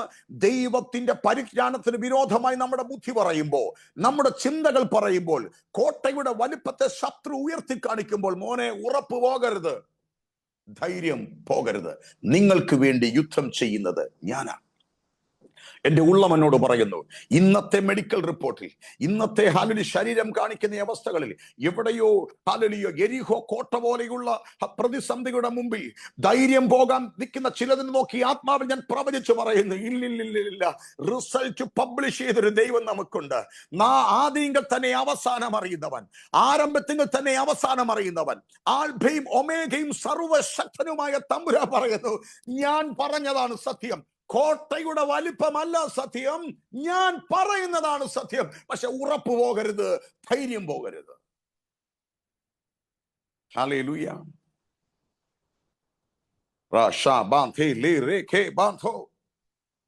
ഇത് പറഞ്ഞുകൊണ്ട് നിൽക്കുമ്പോൾ ചില കോട്ടകൾ ഇടിയുന്നത് ഞാൻ ആത്മാവിൽ കാണുകയാണ്. ചിലർക്കെതിരെ പിശാച് കൊണ്ടുവരുന്ന കോട്ടകൾ ഇടിയുന്നത് ഞാൻ ആത്മാവിൽ കാണുകയാണ്. ചില കുടുംബങ്ങൾക്കെതിരെ ശത്രു ഉയർത്തിക്കൊണ്ടുവരുന്ന കോട്ടകൾ ഇടിയുന്നത് എനിക്ക് ഹല്ലേലൂയ സ്പിരിറ്റിൽ ഫീൽ ചെയ്യുകയാണ്. ഇന്നിന്റെ പ്രതിസന്ധിയുടെ മുമ്പിൽ നോക്കി. അപ്പോൾ യുദ്ധം ദൈവത്തിൻ്റെതാ, നിങ്ങളുടേതാണ് അവകാശം, നിങ്ങൾക്ക് തന്നേക്കുക. നിങ്ങൾ അവിടെ ഞാൻ കടത്തിവിടും. പക്ഷെ ഉറപ്പും ധൈര്യവും ഉള്ളവൻ ആയിരിക്കണം. നിങ്ങളായിരിക്കുന്നിടത്ത് ആദരം തുറന്ന് വിളിച്ചു പറയാമോ? ഉറപ്പും ധൈര്യവും ഉള്ളവനായിരിക്കണം. ഒന്ന് പറഞ്ഞേ, നിങ്ങളോടൊന്ന് പറഞ്ഞേ, ഉറപ്പും ധൈര്യവും ഉള്ളവനായിരിക്കണം. ഇന്നിന്റെ പ്രതിസന്ധി കണ്ട് ഭയക്കരുത്, ഉറപ്പും ധൈര്യവും ഉള്ളവനായിരിക്കണം. അങ്ങോട്ട് പറയുമ്പോൾ എവിടെയോ ചീട്ട് കൊട്ടാരങ്ങൾ തകരുന്നത് പോലെ പിശാചിന്റെ പദ്ധതികൾ വീഴുന്നത് ആത്മാവിൽ കണ്ടോടെന്ന് പറഞ്ഞ് ഇന്നത്തെ തകർച്ച കണ്ട് ഭയക്കരുത്. ദൈവം ജയിപ്പിക്കാൻ കൂടെ നിൽക്കുന്ന ഒരു ദൈവമാണ്. ഹല്ലേലൂയ. അപ്പോൾ ദൈവം പറഞ്ഞു, യുദ്ധം എന്റേതാ, നിങ്ങൾ ഉറപ്പും ധൈര്യവും ഉള്ളവനായിരിക്കും. നമ്മൾ ഈ പഴയ നിയമത്തിൽ ആശ്ചര്യകമായ ഒരു യുദ്ധമാണ് കാണുന്നത്. ഈ നമ്മളൊക്കെ സൺഡേ സ്കൂളിലെ സ്റ്റുഡൻസിന്റെ കഥ എന്ന് പറഞ്ഞ് മാറ്റിയിട്ടിരിക്കുന്ന ദാവീദിന്റെയും ഗോലിയാത്തിന്റെയും കാര്യം കർത്താവ് എന്നെ ഈ ദിവസങ്ങൾ അതിൽ കൂടി നടത്തിയപ്പോൾ അസാധാരണമായ മർമ്മങ്ങൾ എന്നോട് ഇടപെട്ടു. അസാധാരണമായ ഒരു യുദ്ധത്തിന്റെ സ്ട്രാറ്റജി അവിടെ കൊടുത്തേക്കുന്നു. പ്രിയരെ, ഈ സത്യത്തിൽ ശൗലിന് യുദ്ധം ചെയ്യാൻ അറിയാത്ത ഒരാളല്ല. ശൗലിന് നന്നായി യുദ്ധം ചെയ്യാൻ അറിയാം. കാരണം ശൗൽ യുദ്ധം ചെയ്ത് പരിചയമുള്ള ആളാണ്. ശൗൽ അമാലേക്കിനെ തോപ്പിച്ച ചരിത്രം വേദപുസ്തകത്തിലുണ്ട്. പക്ഷേ ഇപ്പോൾ ഗോലിയാത്തിന്റെ വെല്ലുവിളിയെ നേരിടാനുള്ള ശക്തി ശൗലിനില്ല. എന്താണ് ഗോലിയാത്തിന്റെ വെല്ലുവിളി? ശൗലിന് യുദ്ധം ചെയ്യാൻ അറിയാം. എങ്ങനെയാണെന്നറിയാമോ? 2 രാജ്യങ്ങൾ മുഖാമുഖമായി നിന്ന് യുദ്ധം ചെയ്യും. 2 കൂട്ടങ്ങൾ മുഖാമുഖമായി നിന്ന് യുദ്ധം ചെയ്യും. കുതിരപ്പടയും കാലാൽപ്പടയും ആനപ്പടയും ഒക്കെ അന്നത്തെ കാലത്ത് നിന്ന് യുദ്ധം ചെയ്യും. അങ്ങനെയുള്ള യുദ്ധതന്ത്രം ജയിക്കാൻ ശൗലിനറിയാം. പക്ഷേ ഇവിടെയുള്ള പുതിയ യുദ്ധതന്ത്രം അങ്ങനെയൊരു യുദ്ധതന്ത്രമല്ല. ഗോലിയാത്തിന്റെ യുദ്ധതന്ത്രം നിങ്ങൾ ശ്രദ്ധിക്കണം. ഗോലിയാത്ത് പറഞ്ഞ വാക്കുകൾ ഇങ്ങനെയാണ്: നമ്മൾ 2 രാജ്യങ്ങളും യുദ്ധം ചെയ്യേണ്ട ആവശ്യമില്ല. നിങ്ങളുടെ കൂട്ടത്തിൽ നിന്ന് ഒരാളെ തിരഞ്ഞ് എനിക്ക് താ, ഞാൻ അവനുമായി യുദ്ധം ചെയ്യാം. ഞാൻ അവനെ പരാജയപ്പെടുത്തുന്നെങ്കിൽ നിങ്ങൾ ഞങ്ങൾക്ക് അധീനരായിരിക്കട്ടെ. അല്ല, അദ്ദേഹം എന്നെ പരാജയപ്പെടുന്നെങ്കിൽ ഞങ്ങൾ മുഴുവനും നിങ്ങൾക്ക് അടിമകളായിരിക്കാം. ശ്രദ്ധിക്കണേ, ഒരു കൂട്ടത്തിന്റെ നടുവിൽ നിന്ന് ഒരാളെ സെലക്ട് ചെയ്തു, അവനുമായി യുദ്ധം ചെയ്യുന്നു. അവനെ തകർത്താൽ ഒരു കൂട്ടത്തെ മുഴുവനും അടിമയാക്കാം. ഇതുവരെ ഇല്ലാത്ത യുദ്ധത്തിന്റെ സ്ട്രാറ്റജി. ഒരാളെ തകർത്താൽ ഒരു കൂട്ടത്തെ അടിമയാക്കാം. ഒരു ഗ്രഹനാഥനെ തകർത്താൽ കുടുംബത്തെ തകർത്ത് കളയാം. ഒരു രാജാവിനെ തകർത്താൽ ദേശത്തെ മുഴുവനും തകർത്ത് കളയാം. ഒരു പാസ്റ്ററെ തകർത്താൽ ഒരു സഭയെ ചിതറിക്കാം. ഈ യുദ്ധതന്ത്രം ഇന്നും ഇന്നലെ തുടങ്ങിയതല്ല. അങ്ങ് വർഷങ്ങൾക്ക് മുമ്പ് ഏലോം താഴ്വര മുതൽ തുടങ്ങിയ യുദ്ധതന്ത്രമാ. ഒരുവനെ തകർത്ത് ഒരു ദേശത്തെ തകർക്കുക, ഒരാളെ തകർത്ത് കുടുംബത്തെ തകർക്കുക, ഒരു ലീഡറെ തകർത്ത് ഹല്ലേലൂയ ബാക്കി അണികളെ ചിതറിക്കുക. ഈ യുദ്ധതന്ത്രത്തെ നേരിടാനുള്ള ശക്തി ശൗലിനില്ല. ശൗൽ ഭയന്നു പോയി. ശൗലിന് യുദ്ധം ചെയ്യാൻ അറിയാം. പക്ഷേ ഈ യുദ്ധതന്ത്രം നോക്കിക്കേ, എല്ലാ ദിവസവും ഈ ഗോലിയാത്ത് വന്ന് വിളിക്കുന്ന ഒരു വെല്ലുവിളി ശ്രദ്ധിച്ചോ? ഉണ്ടോ ആരെങ്കിലും എന്നോട് യുദ്ധം ചെയ്യാൻ? അതിന്റെ അർത്ഥം എന്താ? എനിക്ക് തകർക്കാൻ ഒരാളിനെ വേണം, എനിക്ക് കൊല്ലാൻ ഒരാളിനെ വേണം, എനിക്ക് നശിപ്പിക്കാൻ ഒരു ലീഡറെ വേണം. അതിലൂടെ എനിക്ക് ആ രാജ്യത്തെ തകർക്കണം. അതിലൂടെ എനിക്ക് അറിയത്തില്ല. ഇത് പറഞ്ഞുകൊണ്ട് നിൽക്കുമ്പോൾ അസാധാരണമായ ദൈവശക്തി എന്റെ മേൽ വ്യാപരിക്കുന്നു. എവിടെയോ പിശാചിന്റെ സ്ട്രാറ്റജികൾ നിങ്ങളൊന്ന് ചിന്തിച്ചു നോക്കിക്കേ.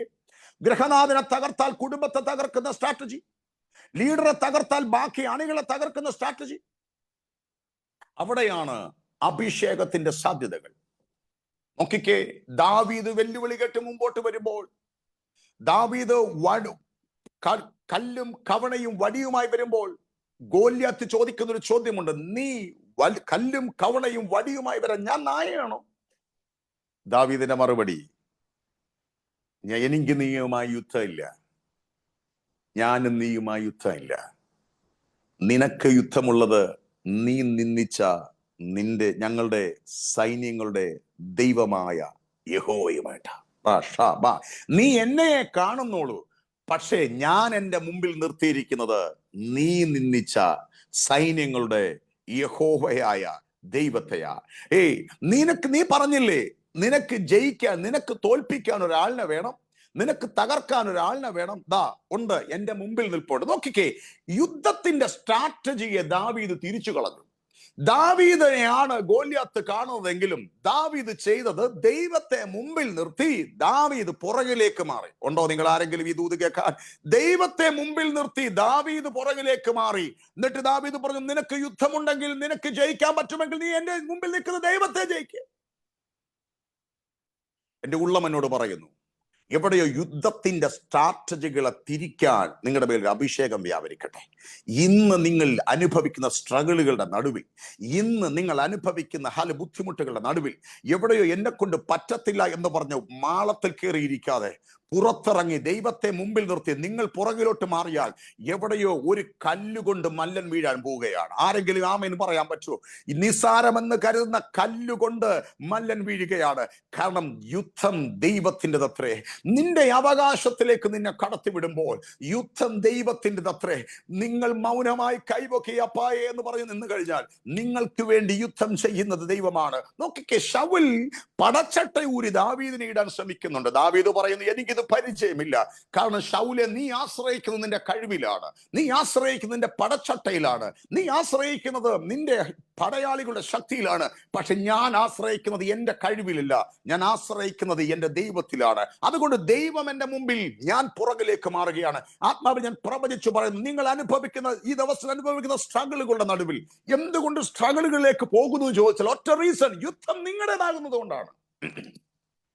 എന്നാൽ ആ യുദ്ധത്തിന്റെ സ്ട്രാറ്റജികളെ ഇന്ന് പകൽക്കാലം പ്രാർത്ഥനാ റൂമിൽ നിന്ന് മാറ്റിയേ നിങ്ങൾ പുറകിലേക്ക് മാറി. അപ്പാ, നീ എനിക്ക് വേണ്ടി യുദ്ധം ചെയ്യണമെന്ന് പറഞ്ഞ് യുദ്ധവീരനായ തമ്പുരാന്റെ കയ്യിൽ ഏൽപ്പിച്ചാൽ നിങ്ങൾ എരിഹോ കോട്ടകൾ വീഴുന്നത് കാണാൻ പോവുകയാണ്, നിങ്ങൾ ഗോലിയാത്തുമാർ വീഴുന്നത് കാണാൻ പോവുകയാണ്, നിങ്ങൾക്ക് വേണ്ടി ചെങ്കടൽ മുറിയുന്നത് കാണാൻ പോവുകയാണ്, യോർദാൻ തകരുന്നത് കാണാൻ പോവുകയാണ്. എന്റെ ഉള്ളം എന്നോട് പറയുന്നു, സിസ്റ്റർ ലീന എന്നെഴുതിയിരിക്കുന്ന ആ ഡിവൈസിൽ ഒരു അസാധാരണമായ യുദ്ധത്തിന്റെ സ്ട്രാറ്റജികൾ നിന്റെ വീട്ടിൽ വെളിപ്പെടുകയാണ്. ഇന്നലകൾ നീ അനുഭവിച്ച സ്ട്രഗിളുകളുടെ നടുവിൽ എവിടെയോ തമ്പുരാൻ ഇറങ്ങുന്നത് കാണാൻ പോവുകയാണ്.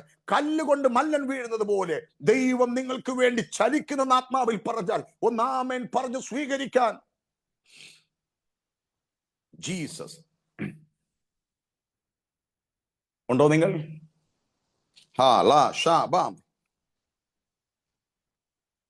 നിന്നെ തകർക്കാൻ നിന്നെ തകർക്കാൻ വേണ്ടി ഗോലിയാത്ത് കരുതി വെച്ച വാളുകൊണ്ട് യുദ്ധം ദൈവത്തിൻ്റെതാകുമ്പോൾ നീ ആ വാൾ ഉപയോഗിച്ച് ശത്രുവിനെ വെട്ടാൻ പോവുകയാണ്. എവിടെയോ നിന്റെ കുടുംബത്തെ തകർക്കാൻ, എവിടെയോ നിന്റെ ആരോഗ്യത്തെ തകർക്കാൻ, എവിടെയോ തലമുറകളെ തകർക്കാൻ പിശാച് ഉയർത്തിക്കൊണ്ടുവരുന്ന പദ്ധതികളുടെ നടുവിൽ ദൈവം ഇറങ്ങാൻ പോകുന്നു. വിശ്വസിക്കുന്ന ആരെങ്കിലും ഒക്കെ ഉണ്ടെങ്കിൽ ആമേൻ പറഞ്ഞ് ദൂതുകളെ സ്വീകരിച്ചു. ഹല്ലേലൂയ. പഴയ നിയമത്തിൽ നമ്മൾ കാണുന്നതെല്ലാം ആശ്ചര്യമായ യുദ്ധമാ പ്രിയരെ. 2 ദിനവൃത്താന്ത പുസ്തകം 20-ാം അധ്യായത്തിലോട്ടൊക്കെ വരുമ്പോ യഹോശാഫാത്തിന്റെ കാര്യം ഇവിടെ എഴുതിയിട്ടുണ്ട്. 2 ദിനവൃത്താന്തം 20-ാം അധ്യായം അതിന്റെ ഹല്ലേലൂയ വാക്യങ്ങൾ ഞാൻ നിങ്ങൾ വീട്ടിൽ പിന്നീട് വായിച്ചാൽ മതി. ഞാൻ ആ ചരിത്രം പറഞ്ഞു വരാം. അവിടെ എഴുതിയിരിക്കുന്ന കാര്യം ഇങ്ങനെ, യഹോശാഫാത്ത് ഇസ്രായേലിന്റെ രാജാവാണ്. യഹോശാഫാത്തിനെതിരെ ഒരു രാജാവല്ല, പല രാജാക്കന്മാർ ഒരുമിച്ച് വരികയാണ്. ഒരു രാജാക്കന്മാരല്ല, പല രാജാക്കന്മാർ ഒരുമിച്ച് യുദ്ധത്തിന് വരുന്നു. ദുർബലനായ സൈന്യമുള്ള ബലഹീനനായ യഹോശാഫാത്ത് ദൈവസന നിലവിളിച്ചു പ്രാർത്ഥിക്കുന്ന ഒരു പ്രാർത്ഥനയുണ്ട്. 2 ദിനവൃത്താന്ത പുസ്തകം 20-ാം അധ്യായം അതിന്റെ 11-ാമത് വാക്യം ഇങ്ങനെയാണ്. അതിങ്ങനെ എഴുതിയിരിക്കുന്നത്, ഇപ്പോൾ ഇതാ നീ ഞങ്ങൾക്ക് കൈവശമാക്കി തന്ന നിന്റെ അവകാശത്തിൽ നിന്ന് ഞങ്ങളെ നീക്കിക്കളയുവാൻ അവർ വന്നു. നോക്കിക്കേ, നീ ഞങ്ങൾക്ക് കൈവശമാക്കി തന്ന നിന്റെ അവകാശത്തിൽ നിന്ന് ഞങ്ങളെ നീക്കിക്കളയാൻ. ദൈവമേ, ഒരു തലമുറയുടെ നടുവിൽ നിന്ന് മരുഭൂമിയിൽ കൂടി നടത്തി ഒരു ജനതയെ മാറ്റി നീ ഞങ്ങളെ ഉറപ്പിച്ചു, ഞങ്ങളെ നിർത്തിയിരിക്കുന്നു. ഇന്നലകളിൽ ഞങ്ങൾ പ്രാർത്ഥിച്ച് നിലവിളിച്ചത് പ്രകാരം നീ ഞങ്ങൾക്ക് തന്ന അവകാശമാണ്. ദൈവമേ, ഞങ്ങളെ അതിൽ നീക്കിക്കളയാൻ ശത്രു വരുന്നു. ഇന്നലെ തന്ന ജോലിയാണ്, ഇന്നലെ തന്ന ദൈവം തന്ന കുടുംബമാണ്. ഇന്നലെ നീ ഞങ്ങൾക്ക് തന്ന നന്മകളാ. ഇന്നലെ നീ ഞങ്ങൾക്ക് തന്ന ബിസിനസ്സാ. ഇന്നലെ നീ ഞങ്ങൾക്ക് തന്ന ആരോഗ്യമാണ്. കർത്താവേ, ഇന്ന് ശത്രു വെല്ലുവിളിയുമായി വരുന്നു. ഞങ്ങൾക്ക് കഴിവില്ല. ഭയം ധരിക്കുന്ന യെഹോശാഫാത്തിന്റെ അടുത്ത്, ദൈവസന്നിധിയിൽ നിലവിളിക്കുന്ന യെഹോശാഫാത്തിന്റെ അടുത്ത് ദൈവം പ്രവാചകനെ വിട്ടു പറഞ്ഞു. അതിന്റെ 15-ാമത് വാക്യം, 20-ാം അധ്യായത്തിന്റെ 15-ന്റെ അവസാന വാക്യം. അവിടെ ഇങ്ങനെ എഴുതിയിരിക്കുന്നത്, ഹല്ലേലൂയ, ഈ വലിയ സമൂഹം നിമിത്തം ഭയപ്പെടരുത്, ഭ്രമിക്കുകയും അരുത്. യുദ്ധം നിങ്ങളുടേതല്ല, ദൈവത്തിൻ്റെതത്രേ. നാളെ അവരുടെ നേരെ ചെല്ലുവിൻ എന്ന് പറഞ്ഞു. നോക്കിയ വാക്ക്, യുദ്ധം നിങ്ങളുടേതല്ല, ദൈവത്തിൻ്റെതത്രേ. നാളെ നിങ്ങൾ അവരുടെ നേരെ ചെല്ലുവിൻ. നോക്കിക്കേ, ഒരു ദൈവശബ്ദം കേട്ടു.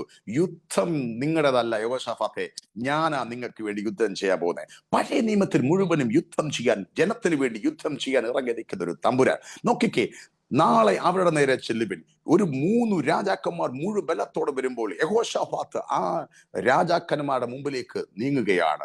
സത്യത്തിൽ നോക്കി യുദ്ധമുന്നണിയിൽ നിർത്തേണ്ടത് പടയാളികളെയാണ്. യുദ്ധമുന്നണിയിൽ നിർത്തേണ്ടത് ആയുധ സജ്ജരായ ആൾക്കാരെയാണ്. യഹോശാഫാത്തിന് മനസ്സിലായി, യുദ്ധം ദൈവത്തിൻ്റെതായതുകൊണ്ട് പടയാളികളെ ആശ്രയിച്ചിട്ട് കാര്യമില്ല, ആയുധബലത്തിൽ ആശ്രയിച്ചിട്ട് കാര്യമില്ല. അതിന്റെ ഹല്ലേലൂയ അവിടെ താഴോട്ട് വായിക്കുമ്പോൾ കാണുന്നത്, നാളെ രാവിലെ ജനം മുഴുവൻ ഒരുങ്ങി നിൽക്കുമ്പോൾ പാട്ടുകാരെ, സംഗീതക്കാരെ യഹോശാഫാത്ത് മുമ്പിൽ നിർത്തി. അവർ എന്നിട്ട് പാടാൻ തുടങ്ങി. ശത്രുവിന്റെ നേരെ അവർ പാടാൻ തുടങ്ങി. അതിങ്ങനെയാണ്, യഹോവ നല്ലവനല്ലോ, അവന്റെ ദയ എന്നേക്കുമുള്ളത്. യഹോവ നല്ലവനല്ലോ, അവന്റെ ദയ എന്നേക്കുമുള്ളത് എന്ന് അവർ പാടാൻ തുടങ്ങി. അവർ കാഹളം വായിക്കാൻ തുടങ്ങി. അവിടെ എഴുതിയിരിക്കുന്ന കാര്യം ഇങ്ങനെയാണ്, ശത്രുവിന് എതിരായി ദൈവം പതിയിരുപ്പുകാരെ വരുത്തി. ശ്രദ്ധിക്കണമേ, ശത്രുവിന് എതിരായി ദൈവം പതിയിരുപ്പുകാരെ വരുത്തി. ചില ട്രാൻസ്ലേഷനിൽ ഇങ്ങനെ പറയുന്നു, ദൈവം ഒളിപ്പിച്ചിരുന്ന ദൈവത്തിന്റെ ദൂതന്മാർ ഇറങ്ങുകയായിരുന്നു ശത്രുവിനെതിരെ.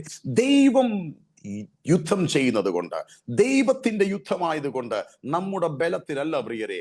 നമ്മുടെ അവകാശമാക്കി തരേണ്ടത് ദൈവമാണ്. പക്ഷെ ദൈവം ആവർത്തിച്ച് യഹോശാഫാത്തിനോട് പറഞ്ഞൊരു വാക്യം ഇങ്ങനെയാണ്, യോശുവയോട് പറഞ്ഞതുപോലെ, ഭയപ്പെടരുത്, ഭ്രമിക്കരുത്, യുദ്ധം എന്റേതാണ്, യുദ്ധം നിങ്ങളുടേതല്ല. എന്തിന് ഞാൻ ഈ കാര്യങ്ങൾ ആവർത്തിച്ചു പറയുന്നത് വെച്ച് കഴിഞ്ഞാൽ, നമ്മുടെ ധൈര്യം പോകാൻ സാധ്യതയുണ്ട് പ്രിയരെ.